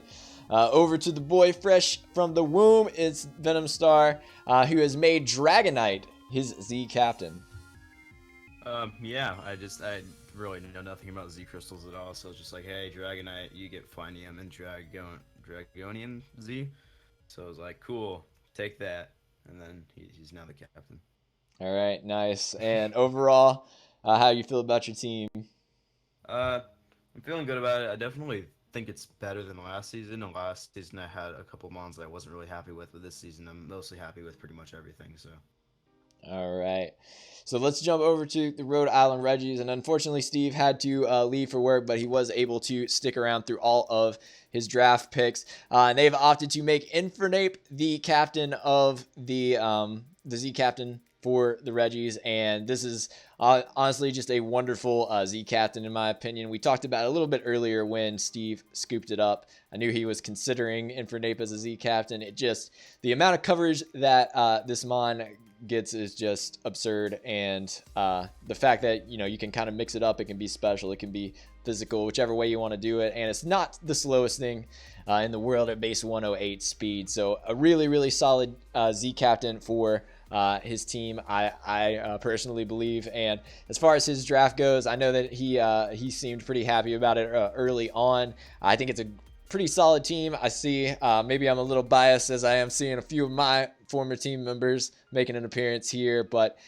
just looking at the synergy, especially of the first several picks that he made, I just feel like they work very well together. Over to the Torrance Victinis and Deku Flame, who has made Mimikyu the Z captain, and I can only imagine why that is. What can I say? Mimikyu can use almost any Z move that I need.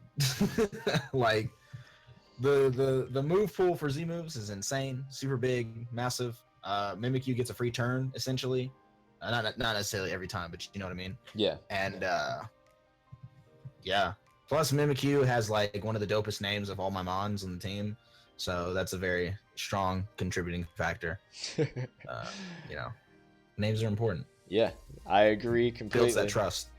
Agree completely. And overall, how are you feeling about your draft this time around? I'm feeling really good. I think my team is far from the traditional kind of team you would see. None of the super ginormous mons, the hulking beasts, the tyrannotars, the dragonites, none of those things really. But I think it all works together really well. As a team, I think all of the mons, and we're all going to do really well. I think people will be really surprised by what some of these Pokemon are capable of. All right, and it's gonna be a rude awakening for some. I think you definitely have some minds to change and to some people to prove wrong. That's my favorite thing to do. All right, and over to the final team, we got the Las Vegas Galators, who have made Embor the Z captain. He also dished out. Oh, okay, so Noivern stepped out. He made Embor his Z captain. Probably a solid choice.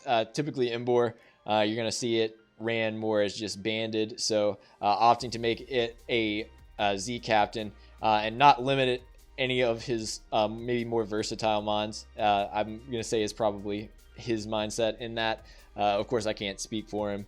And like I said, having access to some pretty solid coverage moves and whatnot to use for Z move potential is pretty nice. But that is all of the teams, all of the drafts, and the last thing that we have to do is to finally reveal the schedule and the division breakdown for the IBL Season 2. So none of the coaches have seen this yet. This is going to be their first time seeing it, I do believe. So here we go. This is your schedule for Season 2.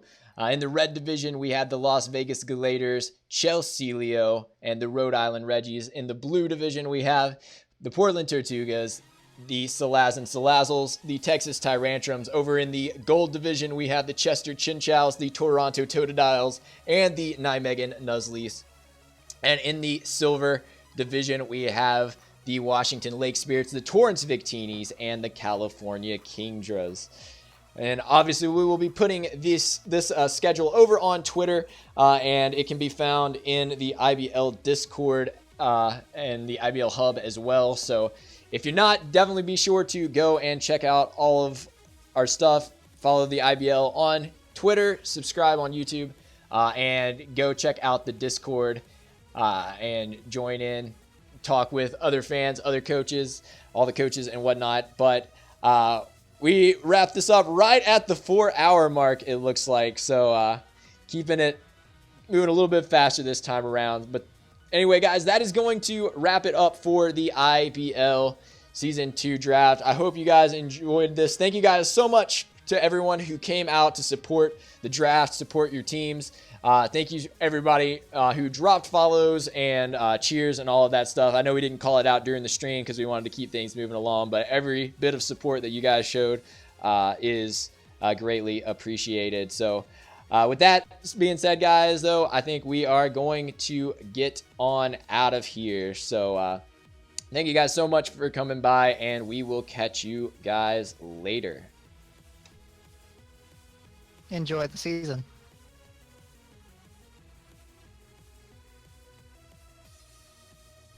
And one last thing I will say really quickly before we get out of here is shout out to Celeste, who just popped in right there at the end. He has put in a ton of work behind the scenes. He's the one who made sure that everything was showing up on stream, all the mons and everything, and keeping everything running, checking everybody, make sure they were in their point values and everything. So very much appreciated. And likewise, thank you so much to MagicActivatr. He has done so much for the IBL this season, stepping down as a coach. All the graphics that you see, the stream, he's running all of this live. He's done such a great job, and I couldn't have done this without him. Thank you. All right, guys. Thank you so much again for coming, and get hyped for season 2. Let's go.